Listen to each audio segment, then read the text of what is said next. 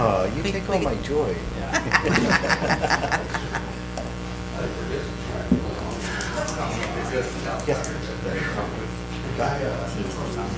I'm guessing. This is not on the agenda. Mayor, you see the pastor back there, correct?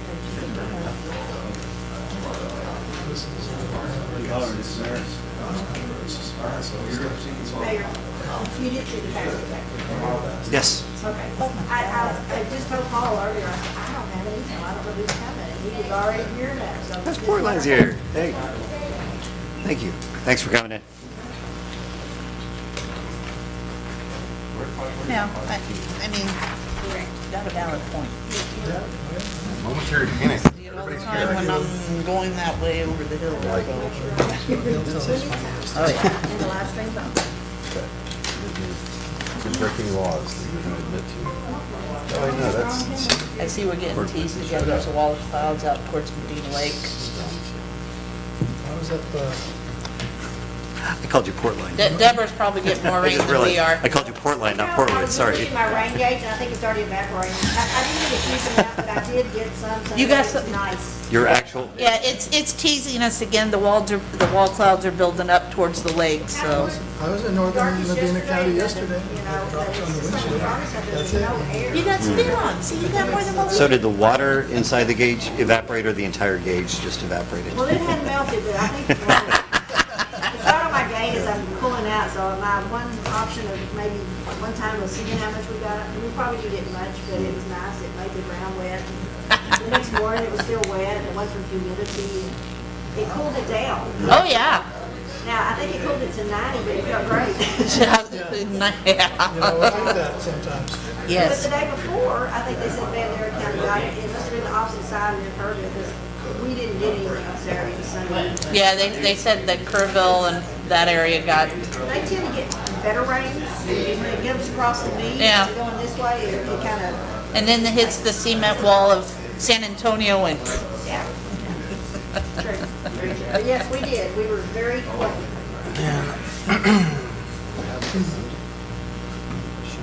I'm not even, oh no, I just saw it driving in. No, I don't even know.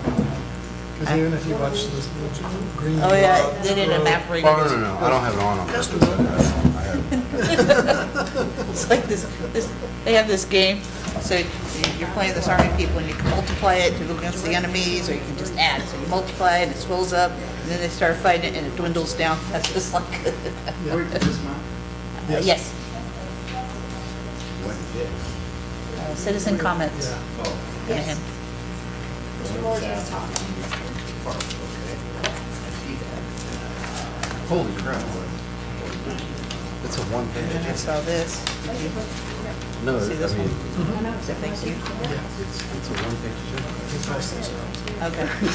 This was in my mailbox. What's on the agenda? I said, the budget, Hi. Hi, how are you? He said, that's basically in the thoroughfare. Stop signs. Proposed requested stop signs. That's another, I guess, maybe you can. That could be the current. I don't think it'll happen. I think it's between 7 and 7:30. Yeah.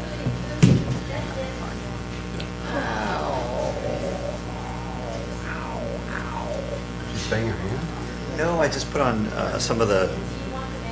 Oh, it's old tequila. It's horrible. Oh, I don't. This one's from Texan. Okay. Well, but I've got This is that. tough. Oh, you got dry crack skin? No, I have. Cut? We've been babysitting Self-inflicted dogs injury. that don't get along, Oh, and so boy. every once in a while you got to break them Oh, apart. yeah, no, And no. every we once in a while you understand get caught in the middle of that. Yeah, oh, yeah. Oh, it's Been a joy. That's why I won't own two female German Shepherds at the same time ever again. They didn't draw blood on each other, but when I went to back them off, I went like this, and our one thought my forearm was the big girl, and she latched onto me, and I used my knee to move the big girl out of the way. She thought my knee was the other dog, and I'm the one that's bleeding up a storm, but they, oh yeah. No, they're fine. That was 5 years ago. They haven't fought since. And of course, that was a week before I was supposed to fly out for Christopher's freshman year and parents' weekend. Oh, man. So here I show up and I got bandages all over. They probably didn't mess with you, they thought, man. Well, no, no. She's up. So my parents show up and they're like, what the heck happened to you? The dogs. I walked out, Joe was mowing the lawn. The other guy. Joe was mowing the lawn at the time, so I stepped outside and he's, what the hell are you? Yeah. So baby, she's the other guy. Well, Christopher's dog is the big girl. Gwen now Are is you all my set, dog. Deborah? Joe has the puppy. Okay, cool. All right. Scott, you good? We starting on time? Yeah, I'm pulling up the pledges. Okay. The recording's on and it's already. All right, we're going to call the meeting to order at 5:30. Thank you. I hope this time works better for people. We heard that there were a number of people that couldn't make it right there at 5, so we wanted to give a little bit of space for people to get on over. We're going to start with the roll call. Sheena Martinez, District 1. Paul Carey for District 2. Bill Team District 3. Harold Stein, District 4. Herb Dyer, District 5. And Darren Schroeder, Mayor. We're all here. All right, please stand with me for the Pledge of Allegiance.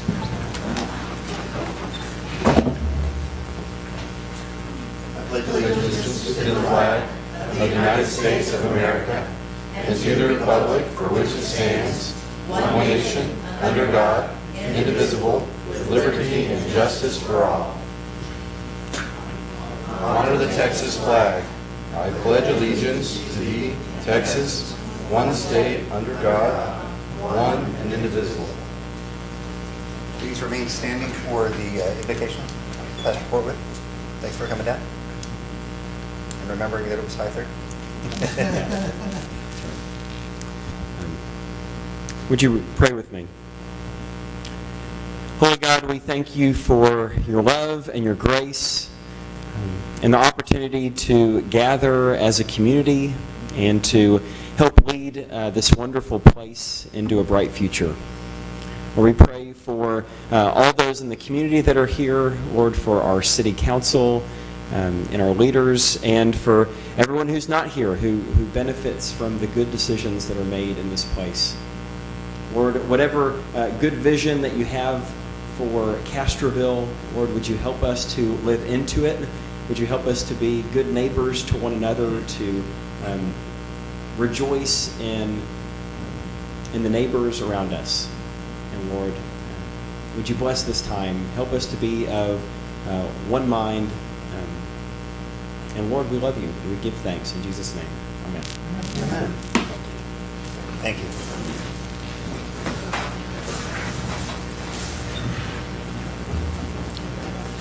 All right.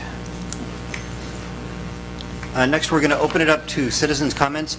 So I'd just like to remind everybody, anything that's discussed during citizens' comments, if it's not on the agenda, we can't talk about it, but we always take note and we follow up afterward. We ask that you keep it to about 3 minutes. Please come up and state your name and your address. And we have somebody for citizens' comments?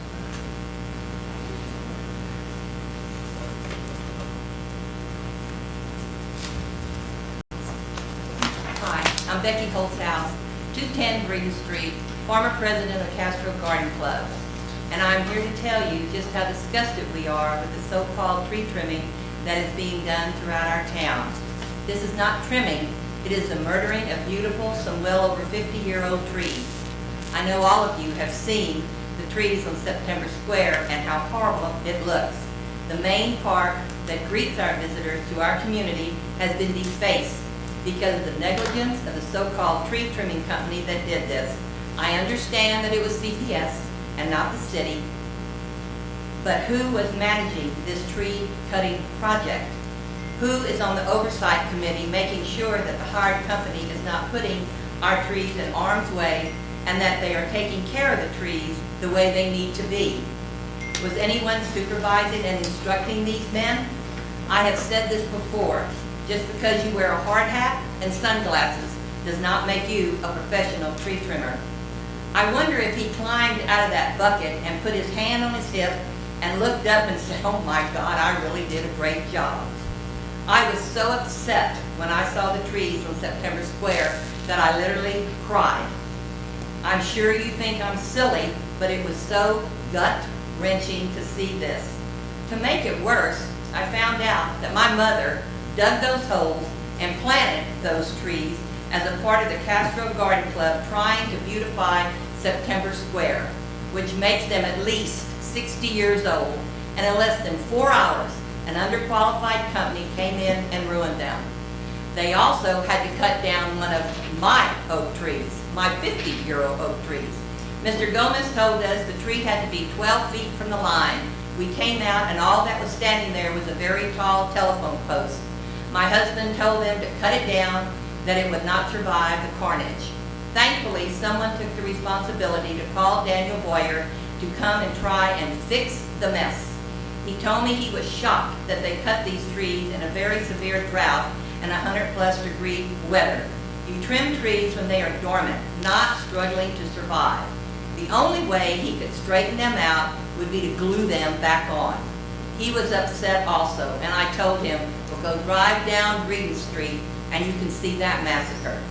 Please, please, please write CPS a scaring letter and tell them just how upset the citizens are that they ruined and maybe killed our trees. Please don't let them get away with this. Let them know. And if they can't do this professionally and in a timely manner, or won't do this, and they are so worried about their lines, then they should come here and bury them. And that would be even better. One last thing, please. Please tomorrow, have your people go out and put soaker hoses around these poor trees to try and save them. Thank you.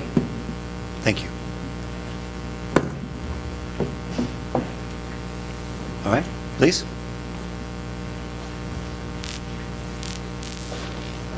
My name is Robert Moore. I live at 1002 Geneva Street. I've been here about 5 years. I had a ranch in Hondo and I'm a disabled Vietnam veteran, and they said I had to move closer to San Antonio.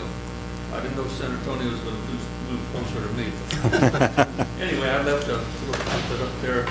I moved on Geneva Street, and this first picture I got over there is when you're looking down from 90, it's a straight shot. No stop signs, nothing to slow you down.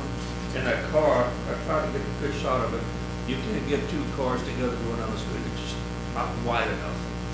And you get some hot rodders going, they punch it right at the top and see how fast they go. They hit the brakes right over there at 4th Street, just start slowing down so it doesn't slide through. The second picture is like from the park and going up. There, you know, it's more or less the same situation. They run that corner, they punch it, and they don't slow down after they get to that top. I kind of put a little throw in here as in engineering and do a lot of studies and stuff. And off Road Streets, if you notice, most of the street has stop signs going north and south, except for Geneva. There's 2 4-ways up there somewhere. I was suggesting maybe possibly we could put a 4-way stop sign right there at Road Street in Geneva. A 4-way because the gentleman at 912 has a business, and he comes around his house, and if there's no stop sign, he's loaded with trailer or something, he'll just pull straight on out. So we need a stop sign there too. Might not hurt to go up on the street to Lafayette and put one there too. That might slow them down. Officers, they come out there and they put radar out there, and everybody turns into an angel. I don't know how to get the word, but they slow down. And keeping them there doing that, it's just kind of hard to, they just got better things to do, I know. And I was young once, I got tickets. I know I've been before the judge before, and I've come up with 1,000,001 excuses. But I did get a stop sign ticket one time. There's just not many excuses for that one. You just stop and no. So that was the best thing I could come up with, is maybe we could have always stopped there, and it might slow things down. Thank you. Thank you. Thank you, sir.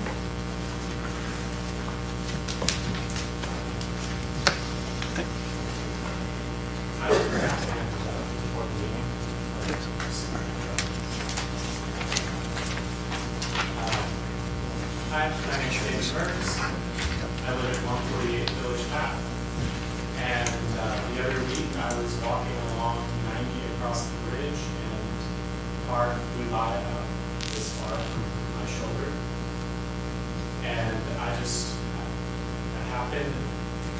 jumped a little bit. And then I looked over at that shared left turn lane down the middle of the bridge. I don't know why we have a shared left turn lane down the middle of the bridge. And I recognize that Castroville itself doesn't have the authority to restrike 90.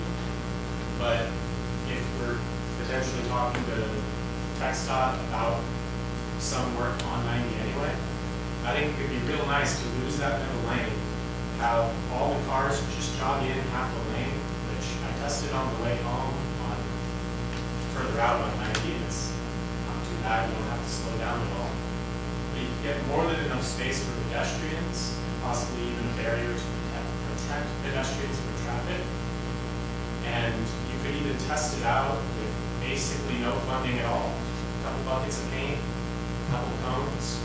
You could mark it, see if it inhibits flow of traffic for a couple weeks. If it does, paint it right back. You don't have to do any permanent infrastructure. You don't have to have anything fancy. It's easy to try it out. Might make the town just a little bit more walkable. That's all. Great, thank you. All right, anybody else? Great, next item is consent agenda. Oh, and if, just to let you know, we are going to be talking about, not so much about Highway 90 there, but we will be talking about some thoroughfare planning later on. Oh, I'm sorry. I'm slow, I forgot. That's okay. I guess I was going to chat on other citizens' comments. Perfect. Make it here tonight. I'm still with Chris. I passed out incident reports. Could you introduce yourself for those that, I mean, we know you and we love you, but if you could just let... My name is Clint Cook. I'm the fire chief from Medina County, ESD number 1. We cover Castroville as well as 250 additional square miles on top of that. So we have one station here in town. I've been here right at 9 months now. So we've been building our relationship with the city, which has become very strong, I believe, compared to what I had been advised that it might have been in the past. So Scott and I and the mayor had a lot of conversations. We worked several joint projects together. So for that, we're thrilled about the partnership because we are your fire department. What I want to do is start bringing y'all information about what we do. And so this is just an incident report, and it is for our whole district. There was 11 fire responses within the jurisdictional boundaries of the city this past month. So this is for the month of June. That does not count your EMS responses. We're responsible for EMS too. They're currently contracted to Allegiance. And so that's kind of it. Give you just a brief update on where we stand. I know several meetings ago we talked about ISO, and the city agreed to be a partner with us on working to improve our ISO ratings for the fire department and for the city. So that's still coming along nicely. We had all of your hydrants tested within the city. The system's flowing well. I know our folks have been in contact with the engineers here in the city, and that relationship's been good. We are hoping to have a complete regrade by the end of this year. It's looking good. I don't have any guarantees on what that number is going to be, but I would safely say it's going to be a significant improvement on your current insurance rates for all the citizens. And as soon as we have that final number, we'll make sure to share it with you, and we'll start kind of the media blast of it. You're going to see next weekend we're actually doing a exercise for ISO to show them our capabilities. That'll allow us to put everything together and then send off the packet to the regrade. So, as you know, right now your city is at ISO class 7, which is 10 is the word. 10 represents 0 fire protection. So at a 7, your insurance rates, I would imagine, are up there a little bit. We're hoping to improve that, and I believe we will have improved at least where it's going by the end of this year. It generally takes them a couple months to implement those and approach it to the insurance company, but we'll make sure that that's a big media list. And other than that, that's all I had, and I hope to be able to make as many of these as I can and bring you some information, but I know Mayor Scott has my contact, and anyone else, my contact's very much open. Call me anytime. We can answer any questions you have about your fire protection. Great. Thank you, Chief.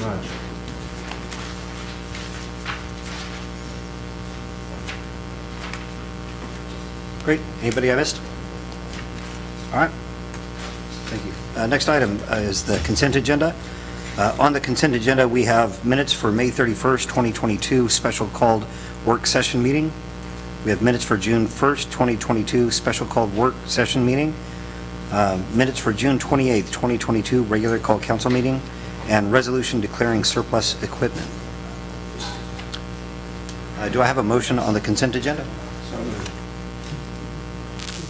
Second. All right. I have a motion by Councilman King, a second by Councilman Carey. Clarification. Yes. That's a motion to approve the consent agenda as read. Right? You said so moved. He asked for a motion. The motion should be either to approve or to deny or whatever. but- Motion to approve the consent agenda as read. And that's it. Correct. Thank you. All right, any discussion? All in favor? Aye. All opposed? Motion passes. Next item, discussion on FY22 budget revenues and expenditures, general and enterprise funds, and proposed draft for FY23. In this, we're also going to have presentations on library and parks and recreation position. It occurs to me I shouldn't give Phil a hard time right before I'm doing a budget presentation. I don't know register. Not more than one meeting, right? It is recorded. Everybody has to tell you, if I do something wrong and make a motion, usually this guy right here corrects me very Well, quickly. I hope Cynthia appreciates. I'm channeling her when I do that because she would probably speak up. So this is our second budget workshop. At the first budget workshop, we went over the general fund, and the intention was to, in this budget workshop, to go over the utility fund, which is what we'll do in the first half. I'm going to re-review the general fund with you, in part because we had those two presentations that were requested at the last meeting. This is just kind of our agenda. We'll review the audited 2021 numbers, and then we'll review the adopted versus the year-to-date, and the proposed 2023 budgets for the utility fund and airport fund. And then, like I said, we'll also review the general fund. This is just kind of a graph that shows you the utility fund number of days on hand and fund balance. The days on hand, that's the number of days of fund balance that are available at the end of that fiscal year based on an audited report, right? And so you can see those days on hand fluctuated from 68 days on hand in 2011, which was around 600, I can't read the number, 677,000 or so. I'm gonna have to get glasses. I hate to say that out loud. Up to looks like 285 in 2015, and then another peak of 283 or so in 2021. The valley, that deep decline, and you can kind of tell from 2016, 17, 18, just by expenditures when you look at the budget, those were the years that the sewer plant was going, and so at some point, and that's why you see also a huge difference. It dipped and then went right back. That's when I would expect you were using cash out of the fund balance, and you replenish that cash with the debt issue or with the borrowing that was done. This is going to be similar to what you saw in the general fund. It is the adopted versus actual, and this is your revenues year to date. So this is total revenues for all the utility funds, and you'll see we're at about 71% year to date. We had adopted revenues $7,187,384, and we're just a little over $5 million for the year. That's actually ahead of where we probably should be, even though we're 75% through the year, because there's a lot of seasonality in utilities. Your water and electric sales are generally made up in the summertime, in the summer months. A lot of times you haven't collected, you've collected 60% or less by the time you get to June, and then in June, July, August, September is when you really collect. And so I'm not at all alarmed. In fact, the fact that we're at 71% is actually a pretty good sign. We did a regression analysis. I say we, Leroy and I did, on your sales, and you'll see in a minute what we're forecasting for the utility fund, the contribution at the end of the year to the fund balance, because we believe that there'll be we'll probably significantly overcollect on our revenues. So we're going to show that in a minute. This is the expenditures by department, adopted versus actual. So again, we're 75% through the year. You would expect to see expenditures to be in that range. Immediately you see gas is at 94%. That has to do with the cost of gas. Gas was much more expensive than anybody anticipated, and The good news is that the city also makes revenue on that. So even though the expenditures were very high, the revenues are also quite a bit higher than we're expecting. This is the sewer or wastewater and electric departments. You can see the sewer department's only at 41% and electric 61. Again, that's 41 is pretty low. Part of that is just due to staffing. We've had some rotation or turnover in that department as well as in electric. So that's part of the reason you see those numbers fairly low. As you may recall, Tom was a man of one for a period of time. So that's reflected here. And then in the water fund and refuse, so again, we're at about 78% in both those funds. So that's about where we would expect to be. And then looking at the airport, and this is just looking at revenues and expenditures on the same slide. So you're going to see your revenues and expenditures. Revenues already at 104%, but expenditures at 93%. Well, it's a similar issue that we have with gas, and it's the fuel that we sell out at the airport. We try to anticipate about how much money we'll spend on fuel, knowing that that's an in and out. You buy it, and then you sell it, and hopefully you sell it for a little bit more than you buy it for, and that's what we're trying to do, certainly. And so that's why you see those numbers being quite a bit larger than what we had originally budgeted. This is just a utility fund revenues looking at 2021, the approved 2022, what we're forecasting for 2022, and then what we're proposing for this next fiscal year. So what I want to point or call your attention to is these two numbers at the bottom. The approved 2022, we anticipated revenues of $7,187,184, and we're forecasting, and I still believe this forecast is somewhat conservative, revenues of $7,519,221. So even though we're only at that was actual. Even though we're only at revenues of a little over $5 million right now, we anticipate by the end of the year we'll be at 7.5. So just kind of put that in the back of your head. We'll confirm. We'll have a year-end report once we get all our numbers in. Of course, we'll get the audit, early next year, usually December, January timeframe. Here's our expenditures, and again, this just kind of give you a comparison of actual versus approved versus what we're proposing. In 2021, our actual utility fund expenditures were 6.7, almost 6.8 million, and in 2022 they were 7.1 or 7.18, and we're proposing 7.44 billion.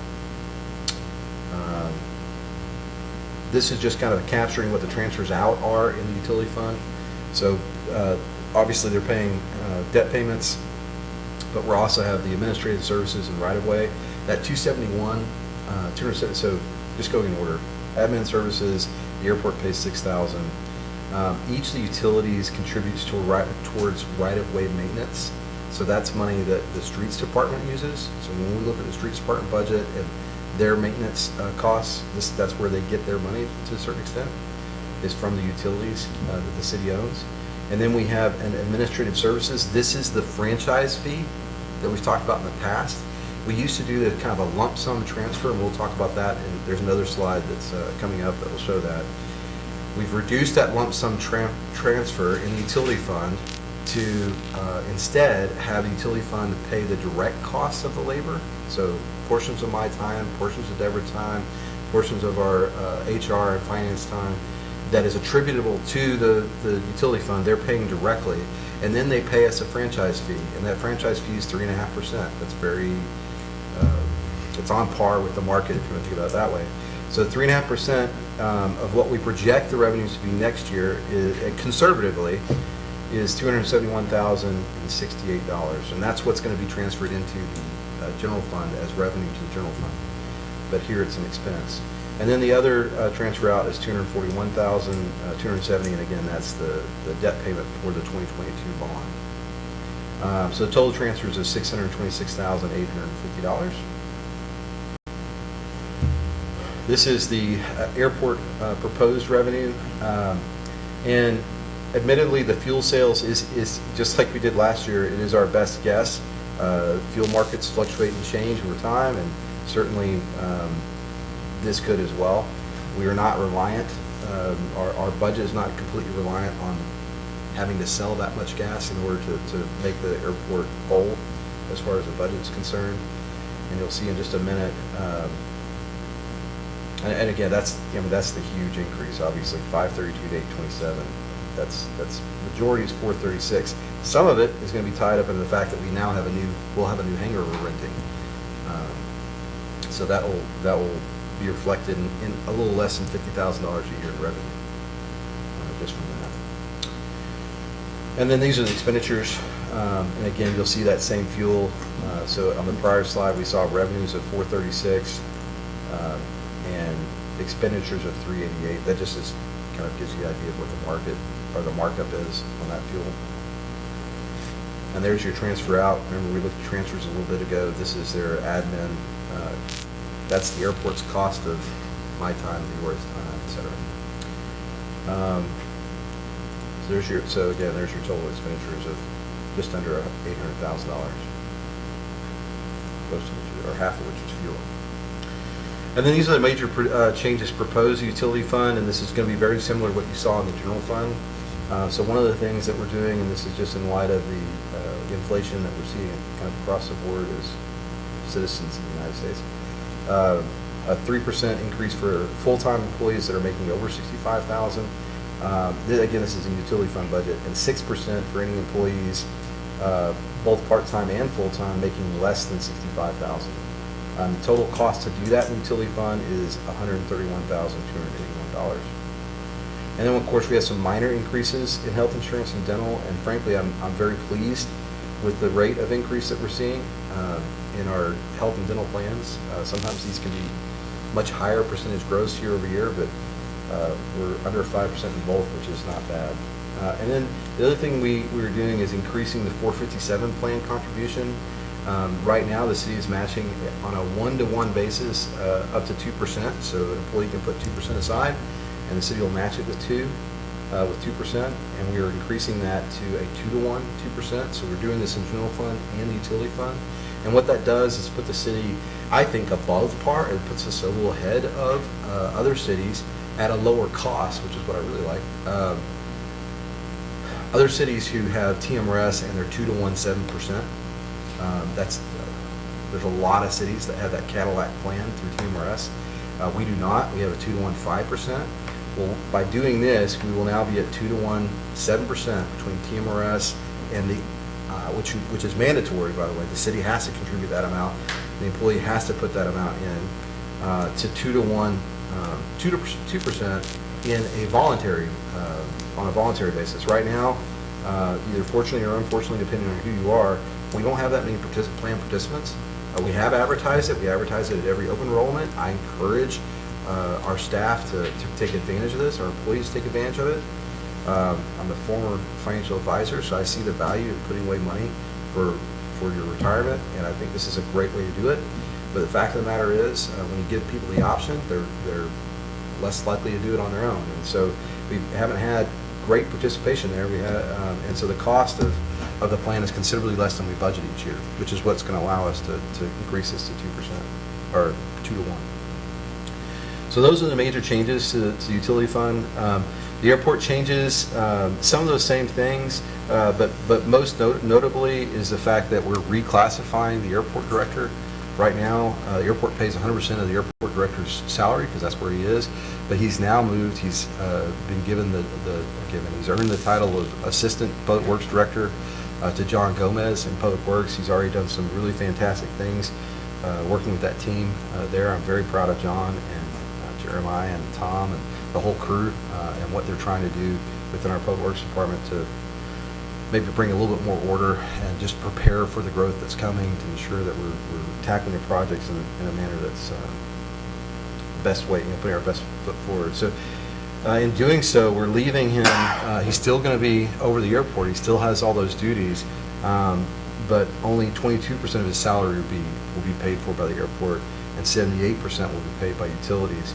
And then what that also does is enable us to add another part-time position at the airport. So there'll be, in effect, 2 part-time people, and then there's going to be a contract laborer that It's just used on an as-needed basis. That's what's been happening over the last couple of months. And what that ultimately does is allow us to free up some money, as you're going to see in just a minute, some excess reserves that will be banked, that as long as, one, it gives us that cushion. So if we don't have the kind of revenue we need from fuel sales, et cetera, we have a little bit of cushion. But the other thing it does is with that cushion, we can put it in the airport fund balance so that as TxDOT and the FAA makes grants available, they have 90-10 grants out there. That will create the fund that will allow us to go borrow up to $1.5 million for the airport, and we'll have, if we save our money every year for 5 years, we'll have the $150,000 that will be required as a grant match, and the city, the general fund of the city, won't have to come up with that. The airport will already have it. So that's something that David and I have discussed at great length, and that he's committed to trying to make sure happens. And I think he's done a phenomenal job over the last 2 or 3 years managing that budget, managing the airport, really keeping a close eye on the revenues, et cetera. A question, what's Yeah. the contractor, like you mentioned, I assume that second from the bottom, the contracting services, what are? Yeah, so that's what that is. What's that? What are examples of contracting services? This is specifically for the extra employee that's not a part-time employee. It's a person that we can contract to come and do work for us. And we're distinguishing the difference between a part-time employee with a contracted services because it's As needed? yeah, it's an as-needed, and it's a tax thing, right? We don't pay employer tax or anything else. He's a 1099 or whatever employee. Is he fueling planes or rebuilding stuff? Do it just odd and end work, right? Filling in, ESA? yeah. What's that? Like ESA? Like ESA, right. So ESA, if you aren't aware, is retiring, I think, effective the end of this month. And so he will come back and work on a part-time basis along with another part-time employee that we have, and then this contracted employee that we'll have. So, Yeah, he told me that. again, and part of that's just an effort to manage our costs. So our personnel costs are. Now, on that's the all it's lease called. increase, how does that play with the agreement we have with the parachute people and the Freedom Flights? Because I thought we set them up for a certain amount for their leases and everything for the hangars. So the 2% is referencing all of the leases that we have where we have in the lease contract the ability to increase it. That's all that is. Okay. When it says 2%, it's not referring to anything where we have a contractual, we're Okay. contractually prohibited from raising it. This is so this is a vast majority of the tenants that are out there will have a 2% increase this year. Thank you. That's after a 3%. One of the things that does make it challenging, we do have a wait list, but we are one of the most expensive airports to lease from in the state when you look at it. Not something we're necessarily proud of, but we charge what we feel is market rate, and I think you all have given this airport director the ability to do that, and I think he's doing good things with that ability of having that freedom to set it where he thinks the market is. We don't have any It's a good empty thing. stalls. Right, right. Does this, in that 2%, is that including the new hangar that comes on board, or? No, those have already, they're already, so the brand new hangars are already going to be at a higher rate than the older hangars. Right, I guess I'm saying the increase in revenue, that new hangar, is it a personal or additional income source? Have you calculated it in? The one we're building now. Yes, yeah, that's what I was saying before. So part of it, it's about $50,000 a year in additional revenue. I think it's 50, I can't remember the number off the top of my head. Dave's going to shoot me later, but our lease cost, I believe, there's our debt service is 45, and we make slightly more than that. So we need to have 100% rental for as long as we can on that building so that we can cover that debt service. But we also know that over time, that debt payment's going to stay the same, and over time, the amount that you can lease those units will slightly incrementally increase, just as they've done on these others. So, And that's a 10-year debt service? no, 5 no, like 20. It's either 20, it's at least 20. No, it's at least 20. No, it was like a $1.5 million or $1.7 million project. So, yeah, it's at least 20. Yeah. So here's just kind of the summary, and you'll see the utility fund expenses are slightly lower than what the proposed revenue is. And again, I think both of these are conservative. In the past, you can see that we've managed our expenditures well, and we've always tried to be conservative on our revenues. So at a minimum, what we're saying is that there'll be approximately $55,000 that will be contributed to utility fund balance at the end of the year. That fund balance is programmed to be used and utilized for future debt issuances. So it is important that we maintain a strong fund balance in the utility fund because it will be paid out. There'll be payments made out of it, not just for the bonds that have been issued now, but for the ones that we're planning to issue. And I fully anticipate that in the next 3 or 4 months, we're going to have a pretty serious conversation with our financial advisor based on where the interest rates are headed and what's happening in the market, which is going to impact our ability to go and borrow. And essentially what will happen based on, now granted, I do see some pressures in the market from a cost basis where projects aren't, whereas we saw the cost of projects doing this up and to the right, with the decline in housing, in entry-level housing and some other things, that should start to impact materials costs and labor costs and other things to bring projects down at least a little bit. That's kind of what I hope will happen. But right now, where we are today, interest rates are rising, cost of doing projects are rising, which means that if we borrow money next year to do a project over the next 2 years, we're going to borrow less. It's going to cost us more, and we're going to get less done with the same amount of money, right? That's what I fully anticipate the message to be from our financial advisors, but they'll be a little more technical and sophisticated in their presentations to us to help us understand maybe exactly what we can forecast and what we can count on. And they're always pretty conservative as well. So. Oh, it's a 40-year. Yeah, I was saying it's at least 20. So it's a 40-year payment, sir. 40. 40. Thank you.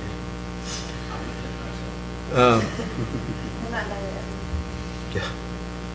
So that's the utility fund summary. This is just the airport summary. And this is where I mentioned there's about $30,000 of extra revenue that we're anticipating. Whatever that amount is, the idea is to bank it in the airport fund and to make it available for future airport projects where a grant match is needed. Again, in the past, this city has a history of doing some really interesting things with the airport, where we've kind of tried to make money available to them through one scheme or another, and what we're trying to do is manage it so that that's really not needed in the future. This is your utility fund balance. So again, I appreciate Leroy putting this message on the bottom. Revenue and expenditures are estimates only. If you ever read a prospectus. But this is kind of our best guess right now, just forecasting through the end of the year. This is conservative. Like I said, I don't think we'll receive any less than this, but our estimated revenue is around $7.5 million, and our estimated expenditures around $7 million, meaning what we estimate to contribute towards utility fund balance in this year that we're about to end, so effective September 30th, is approximately $500,000 or so. Now again, the audit will tell us how much we actually put over there, but this is what we're estimating right now. It's really just kind of informational, so that you're aware. Here's your utility fund revenue, and thank you to the mayor for kind of helping us visualize this. But what this is showing you is your revenue versus expenditures with transfers out. And the reason this is kind of an interesting slide is because in a minute, I'm going to show you the general fund and how the general fund compares with its expenditures. Its expenditures compare to its revenues and transfers in.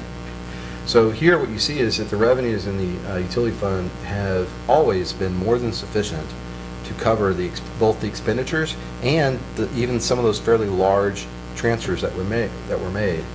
The percentages that you see in those blue bars on top, where you see 19% in 2011, and I guess that's 15% in 2021. What that is a representation of the percentage that transfer made compared to the overall expenditure. So what percentage was that transfer versus compared to the expenditures, the rest of the expenditures in the utility fund. So again, the takeaway is revenues have always been enough to cover both expenditures and transfers. And obviously, if that weren't the case, we'd be in the red, right, and we are not. So any questions? So I think that we determined that the spike in 2017 was because we were looking at we included a grant in there, is that correct? As part of the revenue? Well,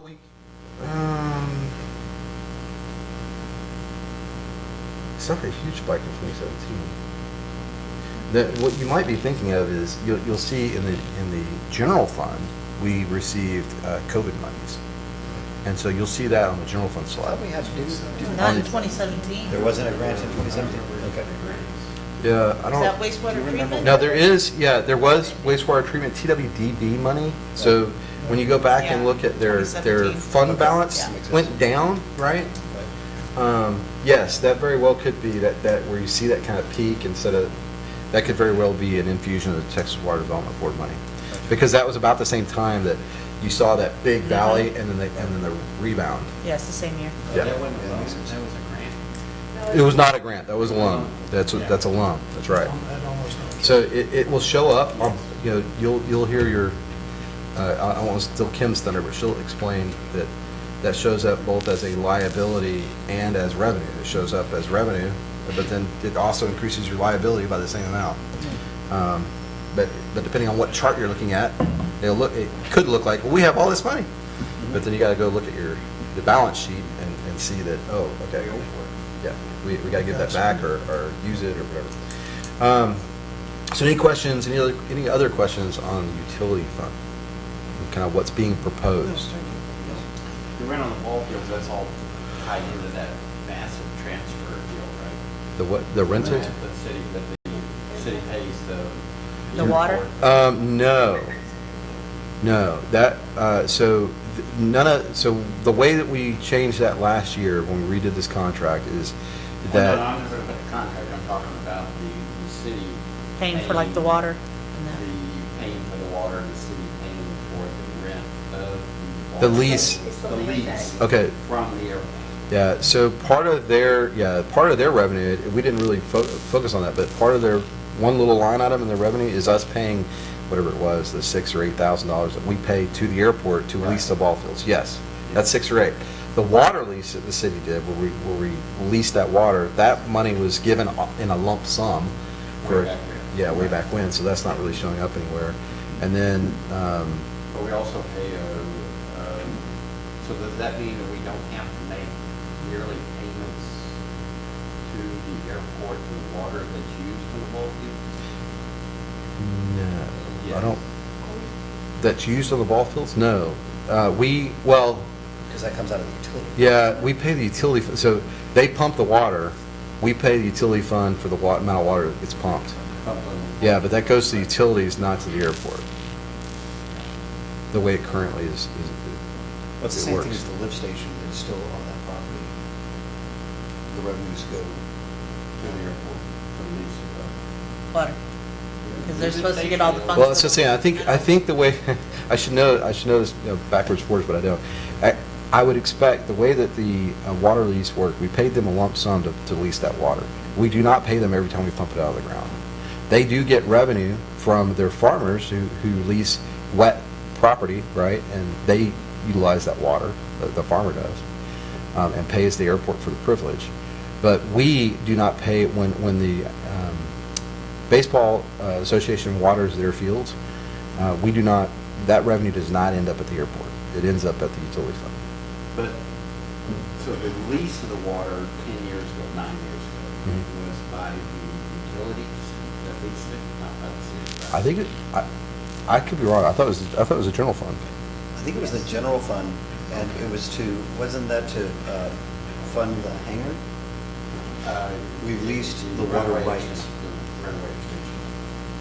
It's when the Right. runway, there was a grant, matching grant with the textile. Right, and that's exactly what I was talking about earlier. I want to try to, not that we won't always get away from that, but I'd really like to be able to, and I know David has the same goal, and the airport board has the same goal, and you all, I know, would love to see this happen. We want to make the airport as self-sustaining as possible. And so this is one way to do that. The lift station you're talking about, that's actually off the airport property. Or is that that's on city, that's a thing. Okay. It's a little bit on there. So, okay. All right, so this, That's good. so think about this as a break from the utility fund. Now we're going to switch back to the general fund. And I'm going to review kind of some of the same slides we reviewed last time. There's a few extra ones that the mayor requested that we look at, so I'll have those in here as well. And then we're going to conclude this workshop or this presentation with a discussion on the use of fund balance and projects that we might consider, because there's a pretty considerable fund balance contribution that we're anticipating from the general fund. I already said that in the utility fund, we're anticipating about $500,000 towards fund balance. In the general fund, it's considerably more than that. So here's this is kind of similar to that last chart you looked at, and what this is the general fund revenue versus expenditures with transfers in. So the orange line is your revenues. The blue box or chart, part of the chart, is your transfers in, and that red line is your expenditure. And what the takeaway here is, but for those transfers, you'd be in the red every year in the general fund, right? Because the expenditures are considerably higher than your ongoing revenues. What you can see is that in 2019 and 2020, your revenues were almost enough to cover those expenditures in those years. And so what you would expect to see in a chart, remember that mountain graph that we saw? What you'd expect to see in those years is that fund balance grew considerably. And it did, because you almost covered your expenditures with your revenues, and that transfer just went straight to fund balance. And the concept or the goal is that we're going to get to the point where that's kind of the case, where the ongoing revenues are enough to cover expenditures, and the transfer is used for one-time projects or to build up the fund balance as needed, right? Healthy fund balances are important. When they get too healthy, you need to start thinking about, okay, what projects does the community need that you can leverage this money with, right? Better tree trimming. So here's one of the things that the mayor requested, and this is what I'm going to show you, and there's a lot of numbers on this, so I'm going to give you a second to look at these. You're going to see four charts that are repetitive. The first two are general fund historical with capital included. Now, you didn't spend a lot of capital, frankly, when you look at it. There wasn't a ton of years where you just had a lot, or there wasn't very many years where you had a lot of capital. So it's not a huge difference between these, and you'll see that in the totals. But the purpose of doing this is to be able to give you, as policymakers, an idea of what does it really cost us to operate the city. If you take out all the capital, you take out all the transfers, and you just look at, okay, what is it costing to operate the city?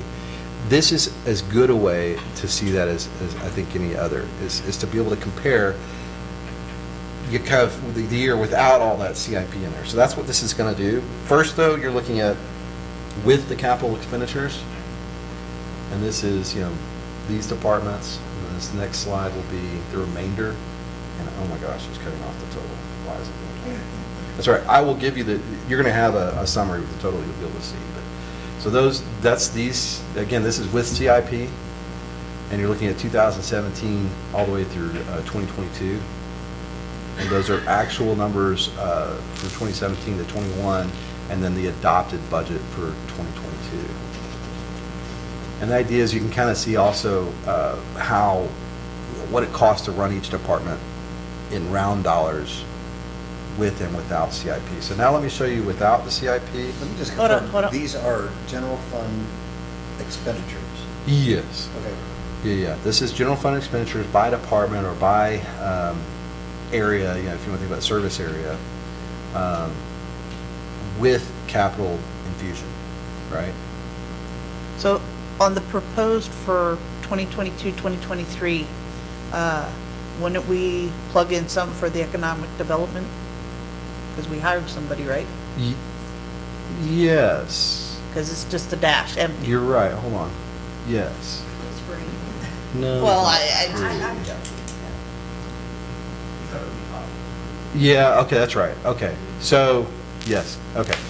That's right. So hot funds is a separate is a separate fund that you're Right. going to see at the next workshop. Okay. I was But just he's thinking- not in the general fund because he's So none of his he's a- supplies or anything he like is- that? Yeah, well, I was gonna say, he and his costs are a transfer out, which I'm gonna show you in a minute. Okay, But they don't show up here, but they do show up in the transfers out, Okay. and I did kind of call them out so you can see what that amount was. But yeah, that's a great question, but that's why it's not there, even though Okay. it says economic development. Eventually, we may take some of that, we may reverse that, right? But right now, we've got them over in the hot funds because some of those expenditures are going to be hot fund eligible. Okay. And we're just infusing more of our general fund dollars into there to make it. make it if all we work could out. put that note in there, that way if Yeah. citizens see it, they're like, all right, That's a why great is this a idea. dash? That's a great idea. Okay, thank you. On the RV park, it shows earlier on there was no expenses. I guess that just wasn't being tracked. Sorry, I didn't mean to do that. I don't think it used to. Yeah, I think it used to be parked. it's very possible that some of those costs were absorbed into parks. I know the swimming pool has been maintained and And the goal is that over time, we will, especially, kind of last year moving forward, we'll develop a consistent methodology for how we do our accounts payable and how those AP get attributed to each department. Remember, I think we talked about this once early on last year during the budget process. One of the things that was happening, and it's very common in a lot of cities, if you look back 8 or 9 years, people would they would take money, they would allocate a cost to a line item that had money in it, whether or not that line item had anything to do with that cost. So for instance, the AC goes out on a building, and it's a $20,000 repair. They're going to go find what line items they did not use all the money out of, and they'll put it in some of it in supplies, and some of it in building maintenance, and some of it in whatever, so that they can find the money for that $20,000. What should happen, and what we're doing currently, as you're aware, we allocate it there whether there's enough money or not. And that's, perfect example is kind of some of the council expenditures that we had over this year. We overspent in some of those line items. We allocated it there whether the money had been budgeted or not, because as policymakers and as a manager, it doesn't give me I need good information to make good decisions with, especially for budgeting. So as we go forward in time, this will get better. It'll get a lot more accurate. But as of right now, Phil, we're going to see stuff like that where they may not have been appropriating it correctly, and it is a lot of work to go back and try to figure out where that money really belonged, right? Yeah. So these were with CIP. These next two are without CIP. It's the same list of services or departments. And you won't see a huge, like I said, you're not going to see a tremendous change because frankly, the amount that was being spent on capital wasn't a whole lot.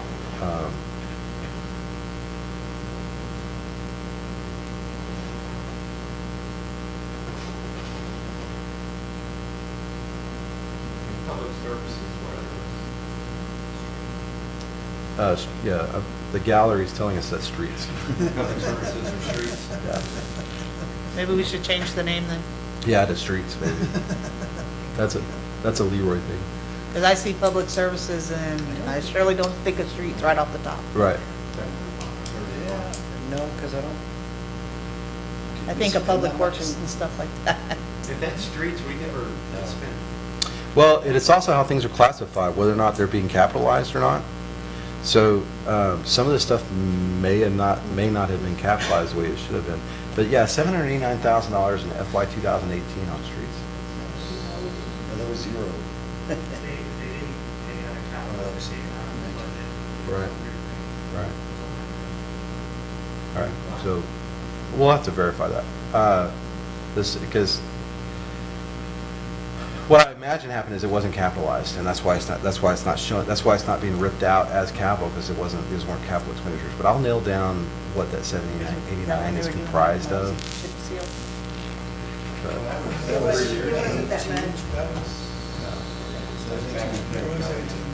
18. So I wonder if that's where that came Well, from. let's look at that. There's your. Hey, look, the total shut up here.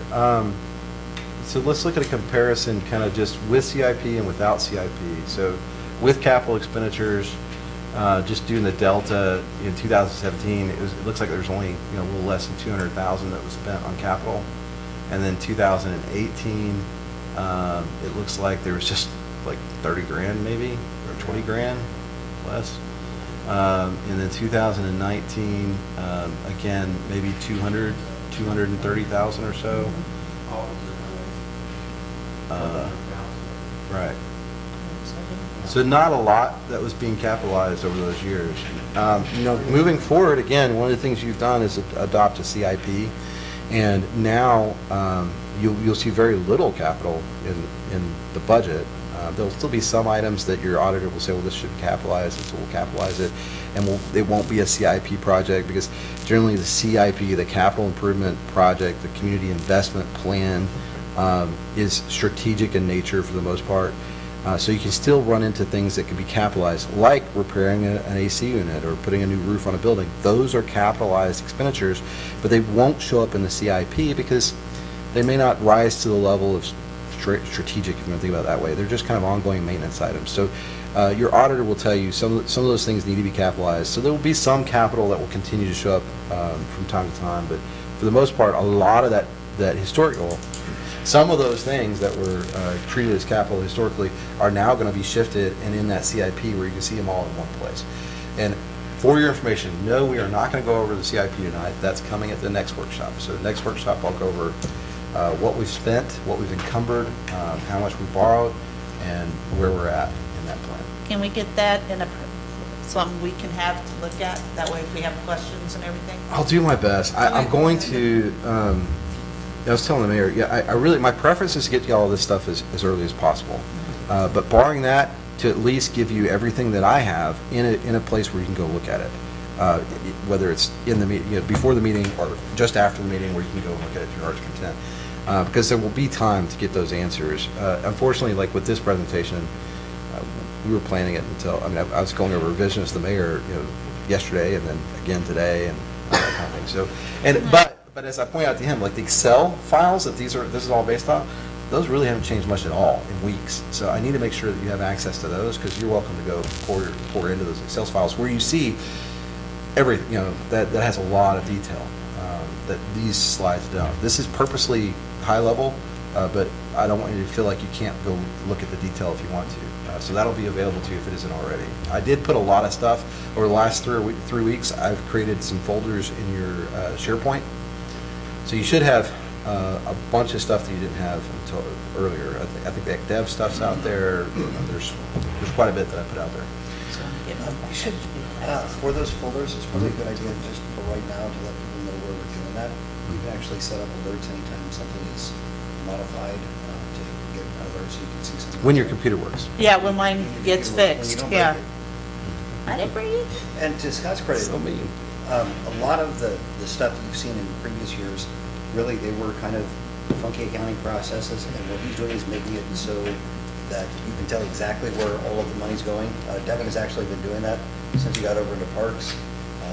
He was telling me early on about how they were moving some of that stuff around, and it just makes it really hard to understand historical.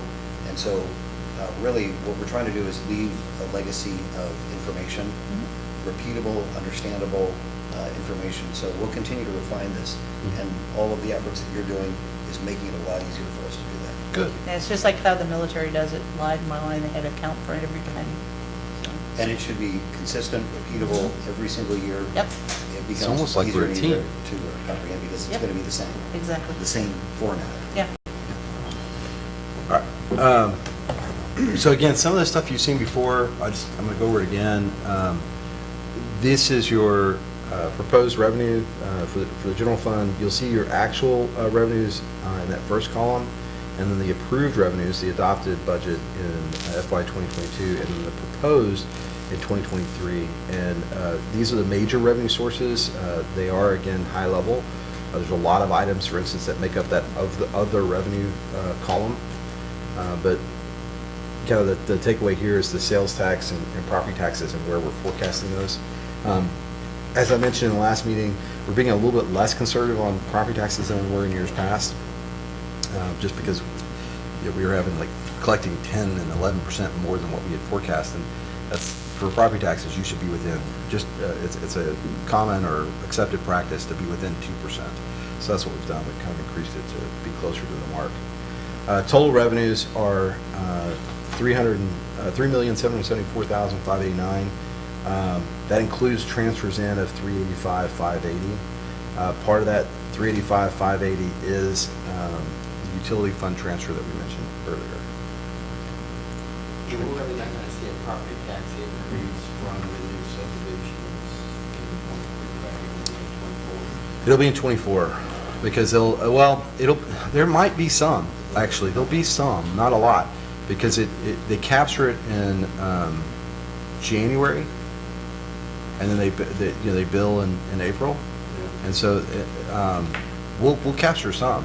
There's work going on right now. They're going to get the model homes built by then, hopefully.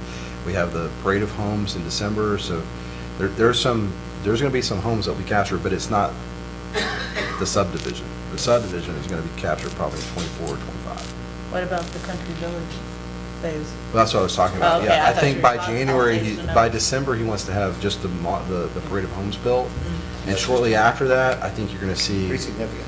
But he should see a valuation increase just by having the subdivision recorded. And Yeah. Once those become separate accounts, Right. there will be a value point. That's what I'm saying. There'll be some value. We're gonna capture some. It won't be the huge hit that is going to come. That'll be later. And we'll see what the housing market does. Like I said, there's been some Yeah. slow, especially in entry level. I think the Country Village, the price range he's in, I was just in a meeting yesterday with the mayor where they were talking about that's not slowing down at all. That's keeping pace. So we'll see how it all goes. So this is your general fund proposed expenditures by department. And you'll see that there's the actual again in 2021, the approved amount in 2022, the proposed, and there's your increase, decrease change, and the amount, the dollar change. Now this has not changed from the presentation I gave you the other day, so this is repetitive. You're going to take a salary cut next year. Right. No. No, we moved, as I mentioned before, you may or may not recall, we moved some of the costs that were in the administration department to non-departmental where they really kind of belong. So that's some, I wish I could take credit for cutting and slashing my costs, but really some of that's just moving some things around. Again, getting a better handle of what actual costs are. Exactly, where they kind of belong. And you'll see that, I think, in non-departmental, yeah, I went down 13%, but non-departmental went up 15%. So that's where some of that stuff got shifted. So this is something we didn't show you last time that we added here. Your proposed operating expenditures are $3,777,791. Again, your revenues are $3,774,589. So your operating expenditures and revenues balance in that respect. What doesn't balance or what throws it out of balance are the transfers out. Now these transfers out, and I'll break down in just a minute what they are. But just looking at those expenditures year over year, you're comparing across the board, it's a 10.5% increase in expenditure, and the amount is about $360,000. A big part of that is that 3% and 6% personnel cost increase that we talked about. That's And the benefit back. what's that? And the benefit back to both insurance. Yeah, but yes, but those, I mean, really it's the 3% and 6% across the board raises that we're doing. The 6% that's going to hit us. Related to that question, I remember in the past, our insurance agents would come and tell us what was going to happen with health insurance as we had to renew those. Does that still happen or not? It's interesting. I don't know what happened here as a practice. Depending on the city I worked in, the council didn't always get that presentation, but usually the staff did at a minimum. So I know those conversations, yeah. The council did in the past, Mr. Thacker Yeah, my first So he term. still works for us, he's still our rep, and we can ask him to do that. It's coming, so one of the things that I've done is form a employee advocacy committee, where I've got some folks from across the organization who will meet and discuss various issues. And one of the first meetings that they're going to discuss is our employee benefit package, what it costs, and just kind of what they get, and explore whether or not there's other options out there. So I will have a presentation that's going to be prepared for them, and I can certainly ask Mr. Fite to come and present to the council if you're curious. It was very informative because he was expecting his thoughts of where it was going to go in the future. Yeah. We were going, so it was, and also again, the market for exchange. That's what's been beneficial to this presentation. Yeah, I've had them in the past. Yeah, my You're right, first we haven't had term one we since I got had here. 'em. So, And the city's been very good on our insurance rates, even when there was times when they knew that other cities were gonna go up 15-20%, we would be like a It's just, It's unreal. yeah, it's good. We're very careful. It's good. Thank you. All right, so this is where those transfers in and out are kind of detailed. So Sheena, kind of what we talked about a little bit ago, that tourism salary that's going over to the hot funds. We've historically contributed 21,000 to hot funds. That's been something we've done every year to pay for the part-time person at the Steinblock House. We have increased that considerably to 140. That is the salary and benefits for that position, but it also includes other budgeted line items where we're actually looking at, okay, give them some money for marketing, give some money for outside contracting and that kind of stuff. That, again, it's just like any other budget. It doesn't just get spent. It'll be, to the extent that it's a large expenditure, it'll go probably through ADC and then to council for approval. But that's to make sure that he's successful doing what he's going to do. So these are kind of the breakout of the transfers in. So there's your 200, remember I said 385, 580. That's that right-of-way transfer that we talked about earlier, the administrative service from the airport. So this should look very familiar. It was a transfer out of the utility fund. It's a transfer in the general fund as revenue. And then here's our transfers out, like I said. And a big part of that, 265,000, about half, or a little more than half, is for the 2022 debt service, for this debt that we just issued. can we, on the tourism thing, can we label it the same? That way, it's the same when you have the economic development, if we can match the verbiage? Is Well, that what what I'll probably do is because there is a fund with this verbiage, but what I need to do, as you pointed out, is on the economic development, we probably need to put a note. Yeah, that- but just change it from tourism salary to economic development salary, is what I'm saying. Okay. That way we have the same verbiage across the board. Okay. Yeah, that's fine. he's tourism business development, it's the same difference. Okay. But Well- somebody stepping out and looking at it, be like, all right, wait, where's the economic development? They say, Right. and then they say tourism salary, that is it. Right. And I think it's a lot more accurate because to me, tourism is spending, economic development is investing. Yes. And so I think that it just describes better what the intent The of it is. all-inclusive, what they do. Yes, sir. A good point. Thank you. Good deal. So this is just a general fund summary, and again, the takeaway here is it is a balanced budget. It is balancing with the use of fund balance. That was what was planned when we issued the debt, when we talked about the hires, when we talked about some of the police-related expenditures that we've taken on. So that's how the budget is balancing, is with that those additional funds. This is kind of how the use of general fund balance breaks out, and it's some of those same things we just looked at. There's the 140,000 for the tourism and economic development or business development. There's the tasers that we authorized earlier this year that's going to have an ongoing expense. There's that expense. There's the cameras we authorized earlier this year. This is the ongoing annual expense. So the one time's been taken care of, but going forward, we are paying that out of fund balance. And then there's your bond payment that I mentioned earlier. And these are the major changes we talked about before. Again, nothing different here, other than, I'll talk about this in just a minute, but the library position, we're proposing not doing what it shows here, not increasing someone to 32 hours, but instead just adding a little bit less money, actually, about $24,000 to the budget to allow flexibility to flex up part-time folks when they need additional hours and flex them down when they don't. And again, I'll speak to that in just a minute. So you had asked for, maybe I should have done this in reverse order. You'd asked for kind of just a look at or a better understanding of the streets and parks position that's moving from part-time to full-time, and what that will entail and how that position will change. And I thought this is a pretty good graphic that Devin Frederickson put together, our director for parks, streets, facilities, et cetera. It just shows what that employee is currently doing at 20 hours and what kind of responsibilities they will have. And you'll see that there'll be a new column added that's called streets and drainage, where this admin assistant's going to be able to help with that. But in addition to that, some of those responsibilities in parks, pool, RV, and admin will change as well. I have a separate handout for you, if you will hand these around. I'm not sure, if you don't have a copy, we'll make you one later. So the admin assistant's gonna do the seasonal hiring? Well, assist with seasonal hiring that, in a way that isn't being done today. Okay. No, not actually make the hiring decision, but to assist with seasonal hiring in a way that's not being done today. So what you're getting is, there's a highlighted sheet on top. That is the job description and the ways that job description has been modified. So the highlights are the modifications to the job description.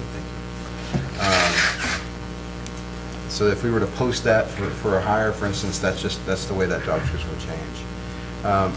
The other position that we talked about originally was increasing one of the part-time folks at the library to a 3/4 time. And as the mayor and I and Leroy kind of looked at that and discussed that together, one of the things we realized is when you look at that cost, it was a $26,000 increase just for that one employee to go to 32 hours. It would be additional, I can't remember, do you remember, Mayor, like $10,000 or so to take them all the way to full-time? And then when you break out, the benefits for a full-time employee, the fact that they get vacation days, they get holidays, et cetera, that are paid, the total number of hours that you net was something less than, it was like 450 or something. So it was a pretty abysmal investment, if you want to look at it that way. What you get for how many hours of work you're getting for what you're paying for. And we talked to the library director or library manager about this, and she reminded me that her original request wasn't to bring someone to 3/4 time, it was to just increase the part-time hours to 30 hours. And I went back and reviewed, actually I requested Leroy to do this, to go back and, because I recalled that there is a law, a labor law, that has to do with when you have to add benefits or provide benefits. And in Texas, it's at 30 hours. So, with that being the case, what staff is proposing is to allow, again, more budget flexibility in the library, not change the status of any of the employees over there. So she has 2 full-time employees and 3 part-time employees. That would stay the way it is, but we would budget additional hours for those part-time employees so that basically in any given week, a couple of those part-timers could pick up an additional 8 hours each. So they'd work up to 28 hours in a given week, just under 30. And what that allows us to do is, during busy times at the library, when things need to get done and aren't getting done, she can flex up, and again, according to the ability of those folks to respond to our need, she can flex up with those part-timers. And then when it's slow, which it does happen in the fall typically, and she doesn't need all 3 part-timers, she can have them flex off. That's kind of our solution that I think is much better than the solution that we originally presented, and I appreciate the time that Leroy, the mayor, and Angela spent in kind of doing this. This is a Venn diagram that's in the handout that you received as well, and it just kind of breaks out how when we flex up, kind of why we need to flex up. And some of it goes back to that kiosk. The kiosk is intended to overall reduce our cost of employees. So it does seem a little disingenuous and maybe two-faced to me to say, okay, we need some additional hours because we got that kiosk. But the fact of the matter is, it's going to be a change, and it's going to drive people to the library. This is a whole nother, even another very good or better reason, if you want to think about it. You don't want to ratchet up and change the status of an employee for what's going to be essentially a temporary issue. Because I do anticipate that'll be a temporary issue. Now, it could take 3 or 4 months. Every time people get their new bill and they come in here to pay, and we say, no, it's over at the kiosk, and then they go to the library, you're going to have folks that are going to struggle to understand that, and it's going to take them 1 or 2 or 3 visits to get it down. But it is fairly straightforward. If you can operate an ATM, you'll be able to operate this kiosk, no problem. But that said, it's going to cost some additional work for the library. So this, I think, is a solution that allows us that flexibility, and allows the library manager to manage her folks and manage her budget in the same way that she's been doing over the past years. I think the library's done an excellent job of watching its expenditures. As a department, it's one of our smaller departments as far as their cost and the amount that we contribute to that. So with that, are there any questions about these 2 positions and what we're trying to do at the Parks and Streets and the library? One question on grant writing at the bottom, added community services, is that grant writing for the library, just for the library?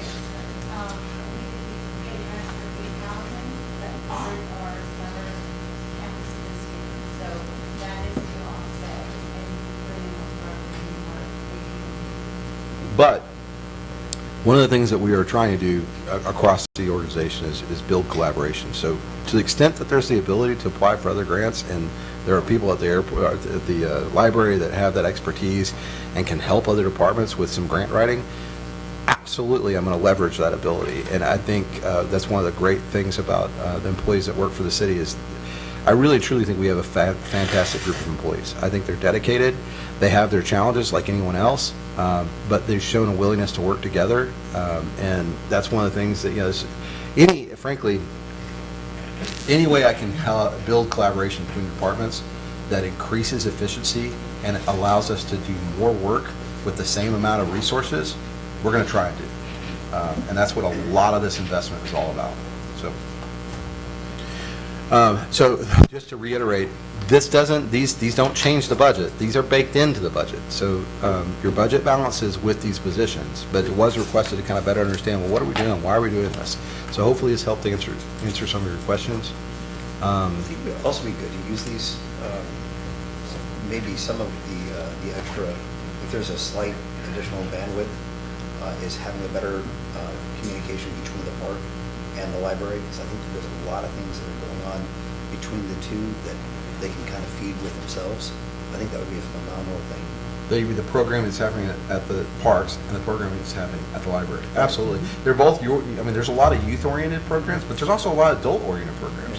So you think about it, yeah, there's the adult swim at the pool, but then there's also adult workout classes and other things. And then you have the same group of adults a lot of times are then going to the library to learn macrame or whatever. So yeah, I absolutely agree. There's a lot of opportunity for synergy between our parks and our library. Well, I want to move from that to, and we're almost done. We're on 36 of 39. So I appreciate your patience as we go through this pretty long presentation. I wanted to go over the budget. And again, you see that same prospectus kind of language down at the bottom. Thank you, Leroy. Revenue and expenditures are estimates only. So this is just our estimate, but it is a conservative estimate. So we do think this is where we're going to be.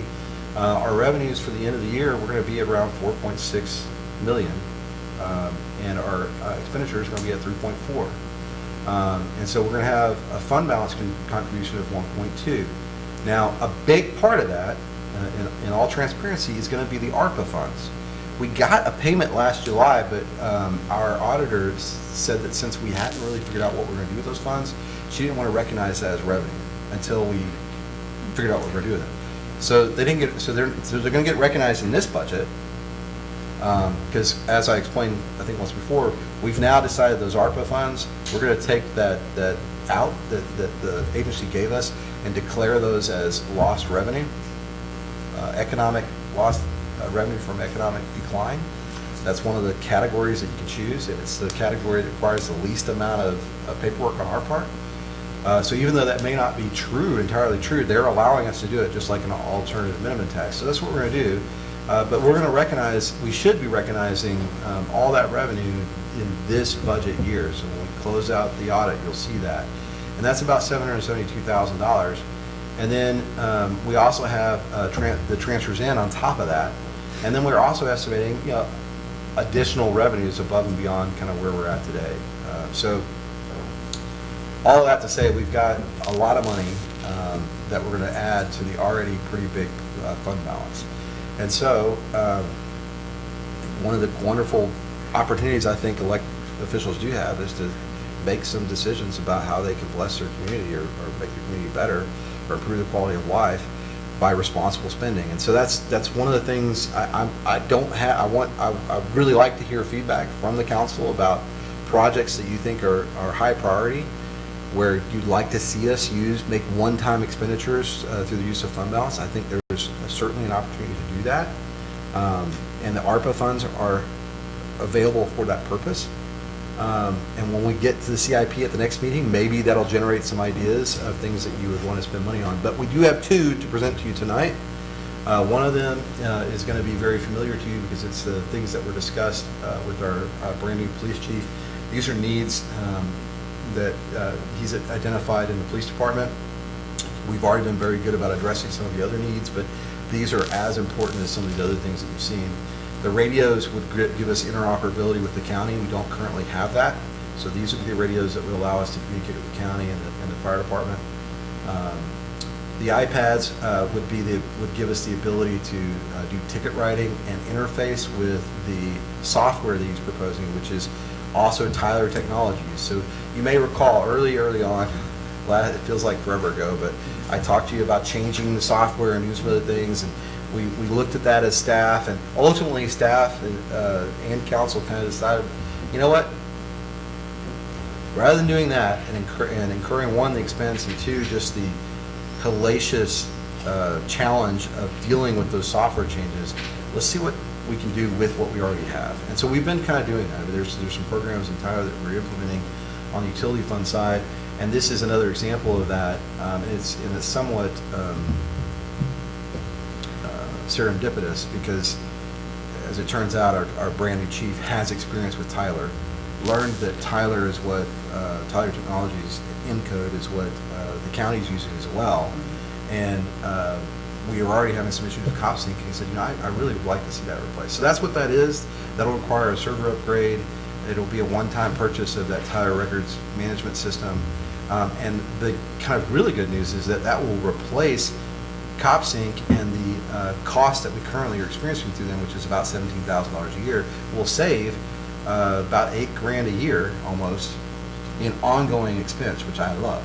And that $8,000 can be used to offset some of those other expenses that you saw that we were using fund balance for. If we were to make this decision, you'll see those go away. We'll take those out of. We won't be using fund balance because we'll actually have lowered our expenditures by that amount. So this is one concept. It's not for your approval tonight. Just wanted you to see it and think about it. And as we make budget decisions going forward, if this is something that you want to explore, let the mayor know, and individually, not collectively, and we'll put it on a future agenda for action to move on. The other item, what's that? Related, because this is for the police department, the sooner we enact this, the better, I would think, right? Yeah, I would like to use, so what we're proposing, not to muddy the water, but we're talking about two different things. We're talking about the proposed budget. The proposed budget balances with what it has. Right. It's a proposed budget. This is use of fund balance in this year. So between now and September 30th, I would love it if you would authorize whatever it is, whether it's this or anything else, whatever use that you want to use that fund balance, which will have the effect of diminishing how much we're going to put into fund balance by whatever amount you approve in this year, right? Because it'll affect this calendar year, it'll affect that fund balance, contribution, et cetera. So this is things to think over the next couple of months. Well, I guess I was thinking from a public safety standpoint, the sooner we put these in place. the Yeah, better. I'm sorry, I'm thinking financially, but yes. And also- Realistically though, yeah, the sooner we pull the trigger, the sooner we can get the consultants. It won't be something that happens overnight. It'll take months to enact or do. Pull the trigger. But the sooner we pull the trigger, the sooner we can make all that happen. Absolutely. Yeah, especially with the radios, them not being able to cross-talk is. Right now, like at the Huge. 4th of July event, one of the things that our ESD did for us is they do have a couple of extra radios. They don't have a ton, but we had a lot of discussion about that leading up to that event and the emergency planning for that event. And they had the ability to make sure that each of our major operational areas had at least one radio. So the PD had a radio, the parks had a radio, fire had a radio. So that if there were an issue, at least the captain that was in charge of kind of getting the information down would have that ability. But yeah, this will allow us a lot more flexibility. We wouldn't give you a radio. That falls under emergency management right there. Yeah. And, Did I you get the mean, mayor radio? No.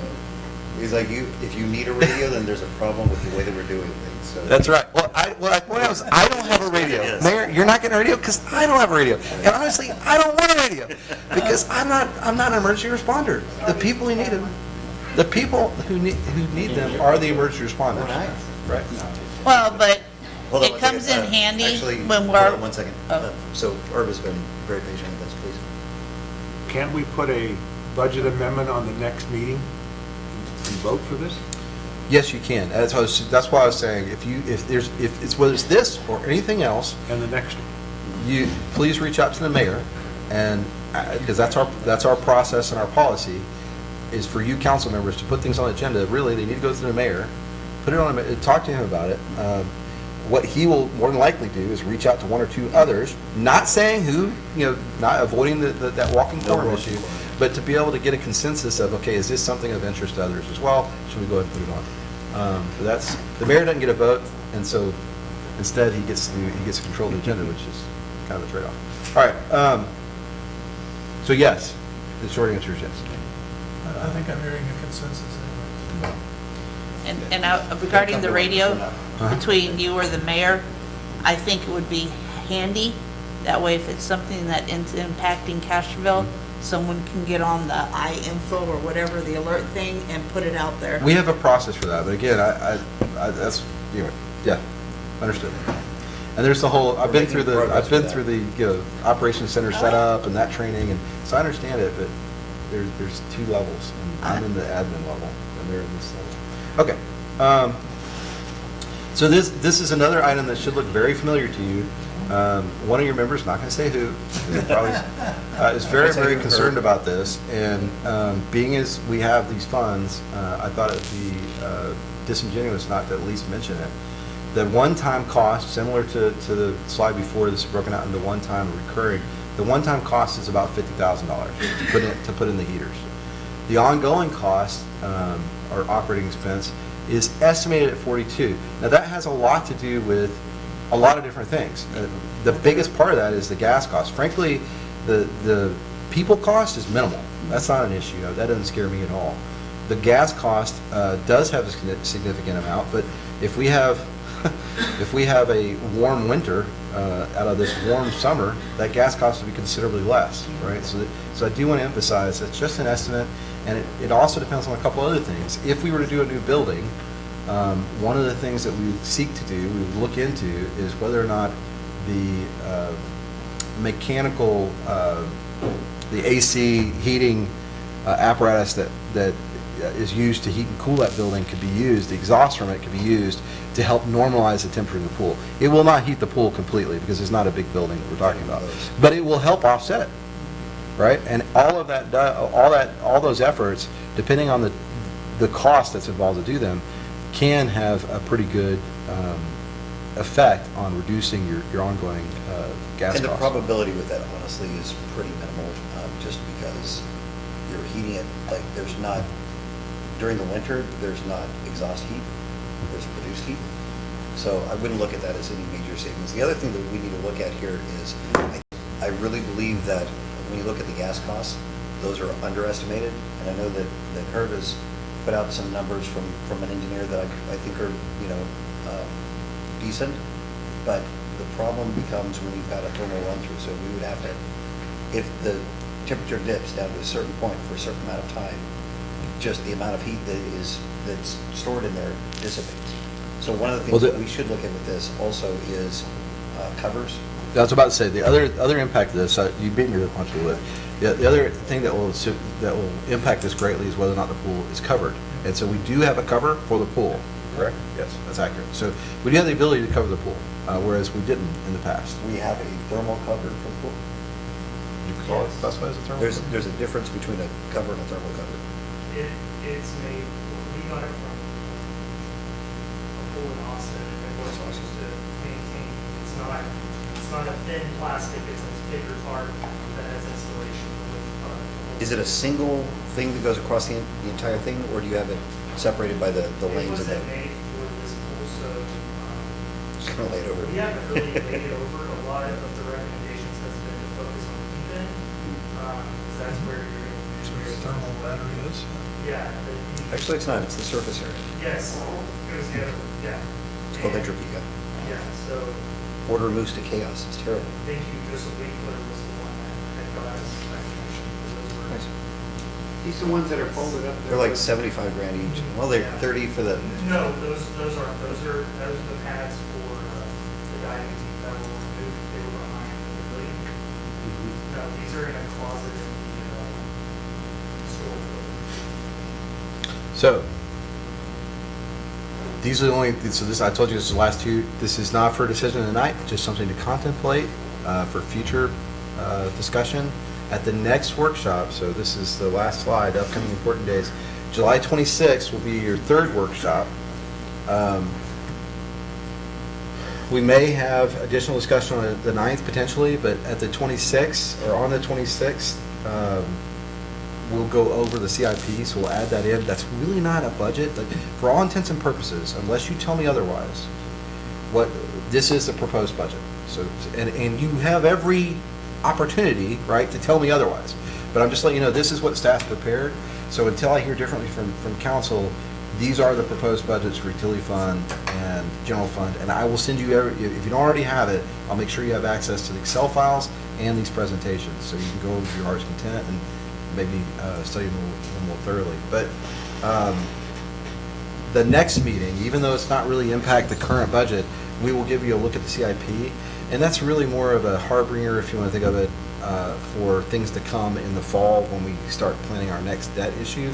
I wanted you to understand, here's where we are on the major projects, here's what we've encumbered, so here's what we've already agreed to. So that's the AMI project, that's $3+ million. That's the Lafayette project that we're getting ready to start.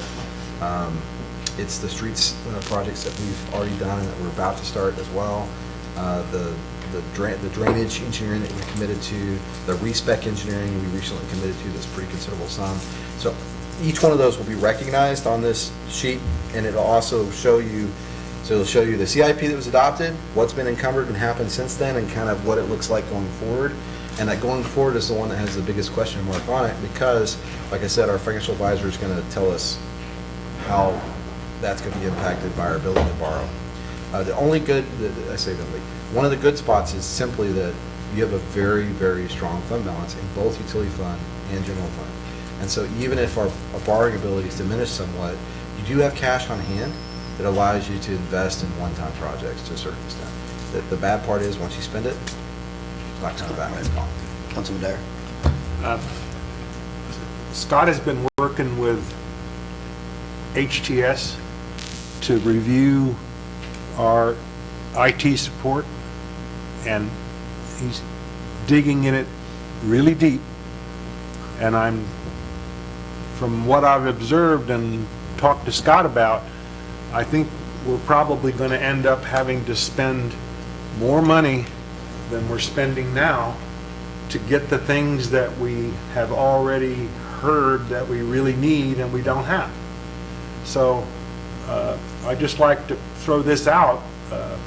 It's become clear we've got some real shortfalls in our current contract, and it's going to affect us next year because I believe they're going to be recommending that we add a lot of stuff. Yeah, I don't have any pricing on any of that yet, but It's probably going to be 100,000 or so. it could. Some of that's going to be, some of it's been addressed, yeah, some of that's in the PD. Some So of the it's- server, that little $16,000 piece, that's part of that. That went from That's in the 12 server. to 16, like, yeah. So it is reflective of that. Right. So I just want to throw that out because I think when he gets to the end of the road and we get a chance to really delve into what they're telling us, we're going to get some big eyeballs. How much of that has been baked into the budget currently? There's some IT budgets baked in. Our annual expend is in the budget, and it's about $160,000 a year. So if we go out, one of the things we're doing is going out, doing a request for proposals for IT services. That should happen, really, it should coincide with the end of the budget year. So sometime just prior to the end of the fiscal year, we'll be either sticking with the one we have or getting a new IT servicer. And we'll just have to see where those proposals land, the new cost versus what we're currently spending. My hope, I'm a little bit more Pollyanna maybe than Herb. I think we're going to be close to where we are. There are some hardware costs, but as you probably know, hardware is very inexpensive. I mean, new PCs, like, it's just not, they aren't that costly. The real cost is that service, and we're paying $160 for that. And I would expect us to be able to get pretty close to that number with a new provider. But we'll see. In regards to like the server and everything, do we have, no matter where our people are, do we have a dedicated room for where the servers go in and everything? Yeah, I'm sorry, I'm going to stop you because, again, I appreciate you bringing this up. He brought it up in the light of the budget, so you're still on target, but now we're getting into an area that we're not noticed for. And I'm Okay, well, I was looking at budget, this is why Okay, I'm asking. tie it back to budget, please. It is. I'm going to play Cindy. Okay, well, the reason why it brings up a good point for budget is, server rooms need to be kept at a certain temperature and stuff like that. How good is our AC system in that and the dehumidifier and all that stuff? How good is that for these rooms? If we're going to get new servers, we got to do it right. So part of this process is going through and making sure that the RFP that goes out for the IT services includes some of the things. Okay. And we have discussed a lot of those. Okay. One of those is the phone system here. Because it comes through here, there's not a battery backup here that lasts long enough. There's not a generator here that can back that up. If there's extended outages, we don't necessarily have all of that stuff in place for it. So that's part of what I would expect to come out of here. Okay. Including IT services, making sure that we understand exactly what those are, where we can leverage cloud services versus on-prem services. There's a lot of efficiencies that can be gained out of that. And there are some that you just can't get around. You have to have the local, even if it's backed up on the cloud, you have to have that local for the. Correct. That sounds like a lot of non-budgetary talk, but I'll just say that the CIP. AC systems and stuff Well, like see, that. Rooms. these are things that, budget workshop number 3, which will be the CIP. Okay. I think those are perfectly appropriate conversations to have then. The only comment I'll make prior to that is that right now, the absolute best building that you have is the library. It's the newest facility that's in the best shape. Every other facility you have is either a temporary building, a building that was built in the late 1800s, or a building that's really not as nice. They're leaky. They're not energy efficient. They have other issues. So when we start delving into facilities and you start talking about that kind of thing, those are valid CIP-related concerns that we probably need to talk about, or y'all need to think about. Staff will make recommendations from time to time, but by and large, we lean on the council to determine what's in the best interest of the community from a policy decision as far as facilities and that kind of thing. So next meeting, on the 26th, I will be coming into town, as I've nailed it down, I'll be coming in that Monday night, and so I will be here on Tuesday, albeit tired. So the meeting for Tuesday, you'll get you actually already have access to it, but if you go out and look at your SharePoint, in the council agendas folder, there is a, what are we calling it? Pending items. The pending agenda pending list. Yep. The agenda pending list has the agenda items for upcoming meetings, and you'll see July 26th, while we intended to keep it short, is getting longer and longer because there were a number of items that were going to happen tonight that have been pushed to the 26th for one reason or another. So benefit tonight. just be aware. Yeah. Well, thank you all again for your patience. If you have any questions about this, you're always welcome to email me. Thank you. Great. Are there any other questions? All right. Great. Thank you. We'll put together. All right. Next item is discussion on Waste Management's contractual price increase. And we've had some movement on this today as well. Scott? Yeah, so I did have one inquiry from one of the council members, and Councilman King, if you want to express your concern, you certainly may. But as I understand it, we just entered into this contract not too long ago. If you look at the summary that was provided to you, it kind of lays out how many more years we have, what the terms of cancellation of the contract look like. and then kind of how this cost increase works. And my understanding, and I will review it with our attorney, is they built into the contract is the wording that their ability to charge us for fuel and CPI-related cost increases. So part of their CPI is the fuel charge. If you go back, if you look at these cell files that were provided to you, one of the ones that Waste Management put together is that they're saying, here's how our CPI is made up. And it's part fuel charge and part, I can't remember what which of the U.S. Commerce Bureau of Labor Statistics numbers they use, but they use one of those because it's specified in the contract. And then those combined are weighted, each one's weighted, and then that combination is what they get to charge us, and it's 13% this year because fuel has gone up as much as it has. So they're hitting, so contractually, I think they could have hit us with that earlier in the year. I can't remember if it was March or January, but they could have hit us with it earlier. I had some discussions with them, and I wanted them to wait until October 1 when we have our new fiscal year, and they said we are not going to do that. It's going to be effective July 1. So that we have already been hit with, we will be hit with those costs this month. So I wanted, again, this is my opportunity to make you, and of course, anybody listening or attending, aware that our waste management costs are going up. That's the way our contract reads. They have the right to do it, and they're going to do it. So. Yeah, my concern was is that you read the contract and the CPI, and I, we don't have that breakdown that wasn't sent to us, but I do think we need to review, we need to have our attorney review it, because we know what the CPI is, and it's somewhere around 3%. So this additional fuel, I understand that, but I don't know how to. Depends on, I say it depends on the CPI you look at. I think it's around, the national average for the household, like household items is closer to 7% right now. This is consumerized, yeah, and if you read the contract, it's consumer. So let's say it's 7%. And, but again, did they send you a letter or something that said this? Yeah, it's all in the, it should all be in your packet. So you have the letter that was sent to me. I gave you the contract. I gave you a summary of kind of what the contract language was. Okay, I'm sorry. That's I right. didn't go far enough. That's right. But if we could just have that reviewed by the attorney. over- Absolutely. Yeah.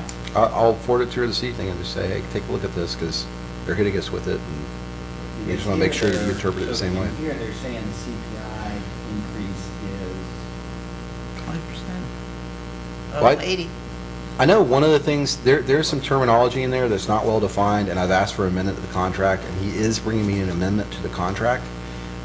Because in the contract, the way their attorney interprets it, they can charge basically whatever they, not whatever they want, but they can increase prices for things like casters and lock bars and overage fees at will.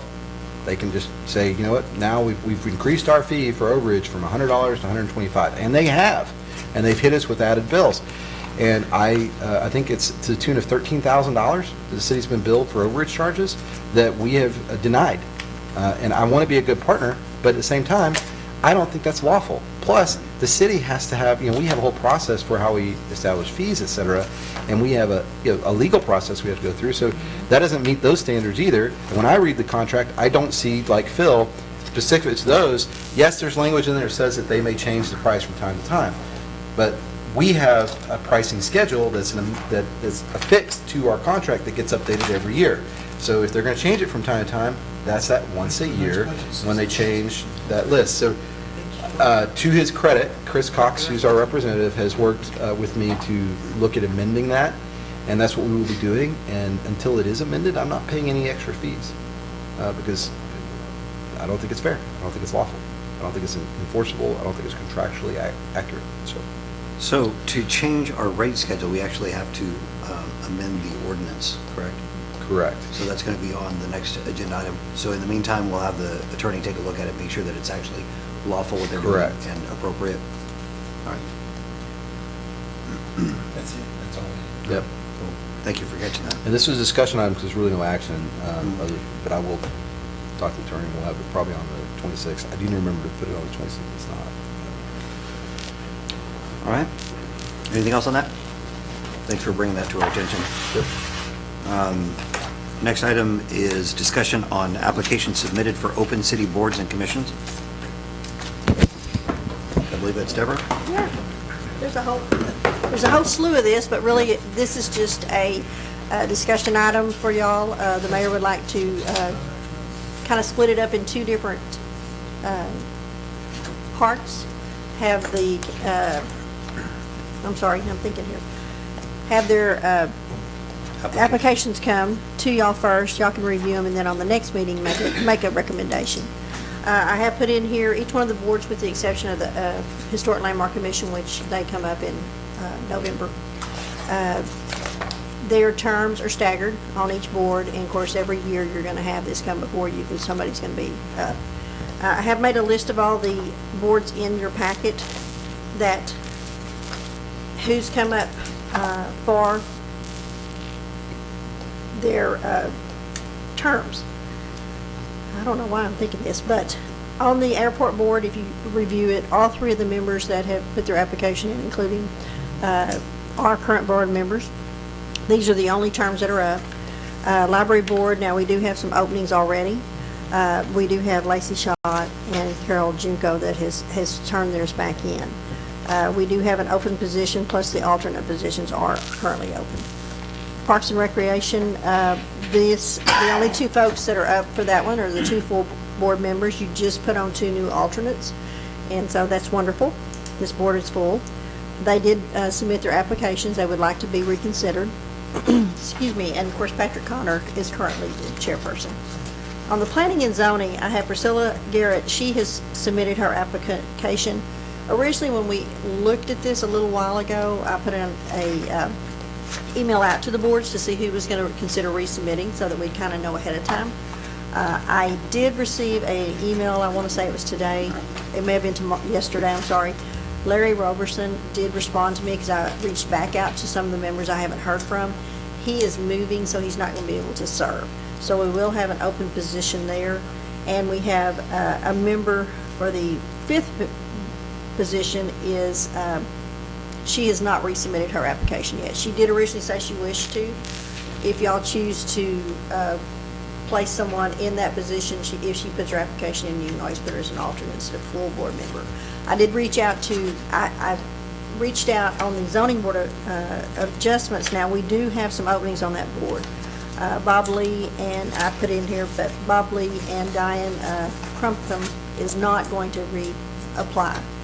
And so that leaves us with, as of right now, 3 openings.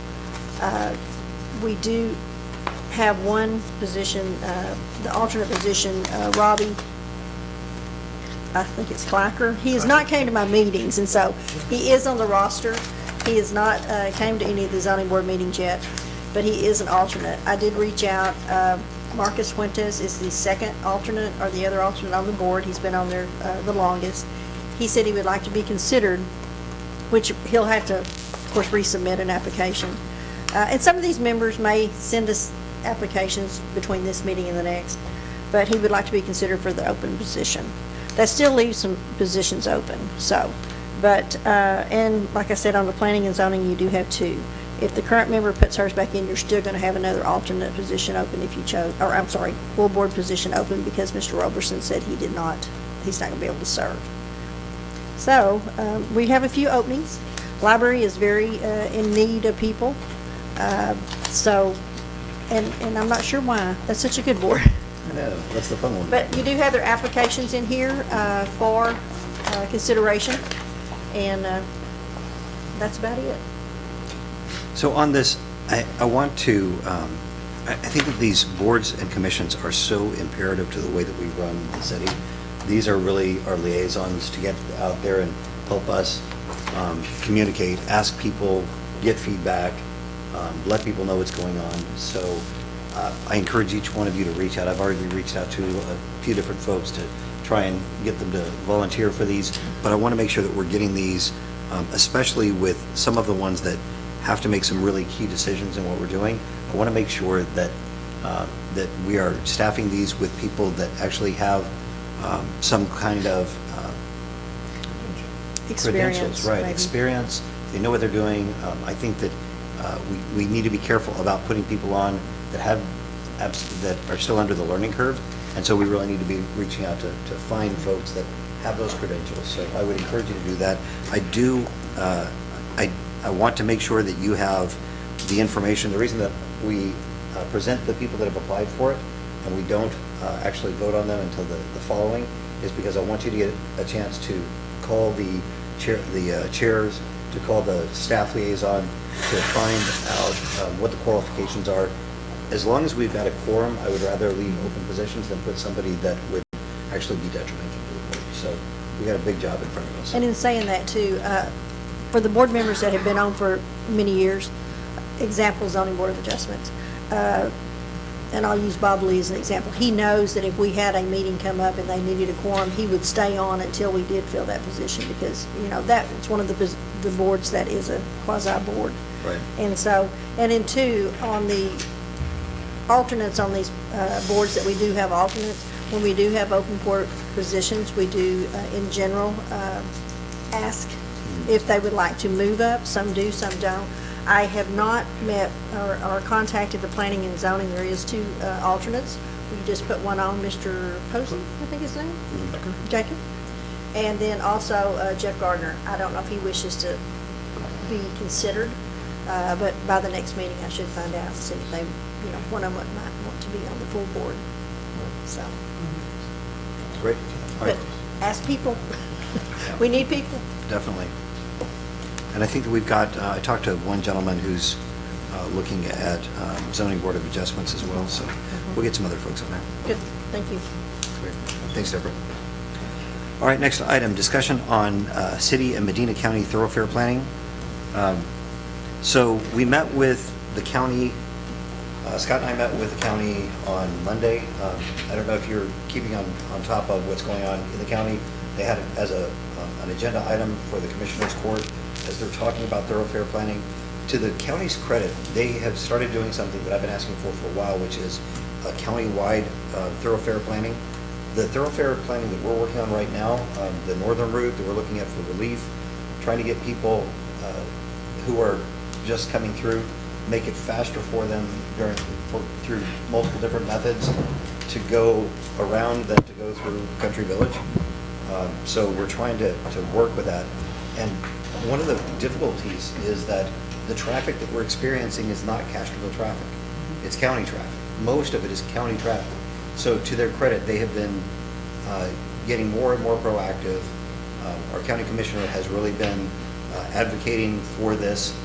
And there's a lot of this that impacts the precinct just west of us as well. So we are working through the process to determine specifically on the northern route, specifically from Victory Lane and Highway 90 to 471 north of Highway 90 over by the Fitwell. We are working on finding out how we pay for the engineering, what the split is, who's actually doing the payment, so that we're not burdening. One of the tenets we've adopted, or that we've agreed upon anyway, is that we're not burdening the existing taxpayer with the new taxpayers. So trying to figure out how to do that properly, how to incorporate the developers so that new pays for new. So they've been really good partners in this, and you'll see this on the county commissioner's agenda probably for the next few weeks until we get this worked out. But we are definitely pushing forward to make sure that it's something not just fair for Castroville, but that's fair for the entire county. So great progress there, great partners. There's a lot more that's going on with thoroughfare planning that we'll be talking about over the next few council meetings. Did I miss anything? I think you covered it, thank you. Okay. All right. Next item, so I actually want to hit the next one first. On future agenda items, I know that the fire chief, Chief Cook, said that he wanted to, so he presented during citizens' comments. Let's set up a natural schedule with him so that we can go through some of that. Go through. Have him give his report as a part of the agenda item. So let's get him on the actual agenda, and that way we can work on the kind of data that we're putting together. Do you want a monthly report from him, or how? Let's find out what, I think that a monthly is probably appropriate, but let's just work with him and see what he feels like fits within his normal reporting to the ESD. Okay. You know, what he said today is what could really impactful to everybody in this town as far as those insurance rates. Yes. I know he's mentioned it in the past, but I think, so I think for the citizens, we get updates on that. Really. Our re-rating project is going to be critical. For sure. That'll track our commercial business too. Yeah. Correct. Any way that we can reduce cost for the people who are here, and even honestly for the people that are coming, it should be whatever we can do to make it a more affordable place to live. That's right. It occurs to me that at every meeting, we talk about it, but I have this document that I'm going to go over tomorrow morning with staff, and it's very easy for me to show it to you if I've got my PC here, so I thought I'd just pull it up Look and at that. show you. So this is, so if you don't know, every 2 weeks, the staff, right after the meeting that we have with council, we meet the next morning, and we start planning for the next agenda. So you'll see light, that's a silly. That was. It really what we was meant to light at do. one point, but these are the items that are currently on, and I'll just read it off for everybody's benefit. We have the mayor report, we have that budget workshop number 3 that I mentioned, we'll have the board appointments, you just talked about the board applications, we'll actually make appointments. You have a public hearing for the Country Village annexation. That's a long process. That annexation process is, so this is something that came up quite a while ago. We accepted the petition, and now this will be the part where we're actually doing annexation. That is if everything gets in on time. Keep in mind, one of the policies that the mayor has established is if we do not have the supporting documents by the Wednesday prior, at his discretion, he'll pull the item from the agenda, and he's done it to me a number of times. So I know he's serious about it, which is fine. I think that's, I'm trying to be respectful of his and your ability to know what's coming up. So then we'll adopt the ordinance revising the waste management rates that was just mentioned during this meeting. We'll discuss and take appropriate action authorizing fund balance expenditures if you all reach out to the mayor and he wants to put this on the agenda. The presentation to council on goals and objectives for tourism and business development, that'll be a presentation from Darren Ham. He's already gone over it with the mayor, and I will be doing it to the EDC, or giving it to the EDC this Friday, and then he'll give it to the council the following Tuesday. Adopt resolution for multi-party water and wastewater expansion agreement. That may or may not be ready, but we've got that on here as tentative. Award the bid for the Lafayette Water Main Project. Again, that should be on here. Award the contract for the collections to Linebarger.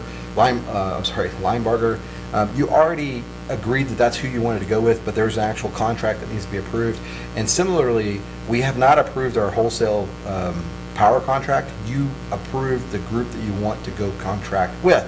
But there is a contract process that a lengthy contract process we will go through with LCRA, and we'll actually adopt or agree to that contract at some point in the future, probably September or October. And then award contract for collections, the respec task orders, those were items that were supposed to have been tonight, but they were not ready. This is for the sewage retention facility and the regional lift station, and then staff reports. So is there anything else that the council would like to see added to the agenda? We had talked about, with the library board, extending the boundaries to Medina County and contiguous counties.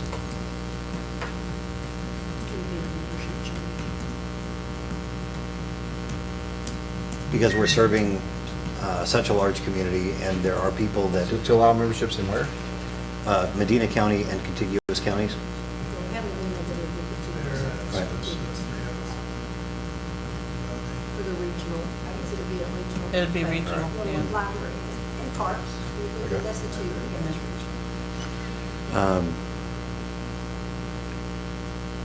Gosh, there was something else. On the fund balance expenditures, let's make sure to get the police. Chief here? Yeah, I see that, I don't see that, anyway, specifically. It says PD. Okay. Yeah, PD, Okay. pool heater, There and you go. facilities. Thank you. I figured you all will talk to the mayor about specifically what you want to include. I've just put those as concepts for now, but you all can determine what you want to see. Looks like a full agenda to me. Yeah. Well, and just know that this is for future meetings, not future meetings. So if you're aware of something for the 9th or 23rd or the 13th, like I'm gonna go ahead and put on for the 27th. Yeah, I'm working with the school to get them to brief us on their security audit that the governor mandated for all schools. Okay. I'm looking at them doing that next month because the new superintendent's getting settled. And I'd like to know where we are on the Unified Development Ordinance. Okay, update on UDO. I think, well, So that'll be in I'm the gonna mayor's put that in report? Yeah, I'm gonna put that in September, but we're gonna talk about that because part of that is the public process that the mayor's kind of spearheading. So we've, I think that we've finalized the agenda, the speakers, for the public process that we're going to go through that is the precursor to having our city planner actually go through that process with us. Right, so I'll get out an email, it's a one-pager that just gives you some information on it. We've got the dates locked in. We're just finalizing the budget. Sounds like the update has. Yeah, so that'll be coming out over email, and then I'll be covering that in the mayor's report as well. So it'd be nice if, obviously before the start of school to have that discussion. Do you think they're going to be ready to do that? Oh, yeah. Yeah. Okay. I'm calling them again tomorrow. That way we can get. So I have them down as for the August 9th Okay. meeting, if you want to just let them I know will let that. them know. Yes, sir. And if the 26th works better, or the 23rd, but 23rd is awfully late. Yeah, because school starts Right. that week. So, all right, thank you. Yep. Anything else? I think everything else that I've got is going to go into the mayor's report. So on the EDC meeting, we're going to be talking about being more precise about sales tax revenues, expenditures. We're actually going to, sales tax revenues, where they're coming from, where we can leverage them the most. And part of that is going to be a new type of reporting. You've seen teasers of it on this. So I'm working with Scott on how do we present this. I mean, if you look at what we looked at today, there's a lot of numbers, a lot of tables, and there's not a lot of ability, like, I think a lot of us can look at this, or several of us can look at this and understand where that is because we've got the context, but for the general public, for new council members, I think it's much easier to go through with understanding the expenditures, the revenues, the budget, and getting it into a better graphical format, so we'll be going over that as well. I think that's all I had on there. Anybody else? I didn't accept your that. All right. Great. Well, we are through the agenda. We're adjourned at 7:30. See, we didn't keep you all night this time. Tony, did Becky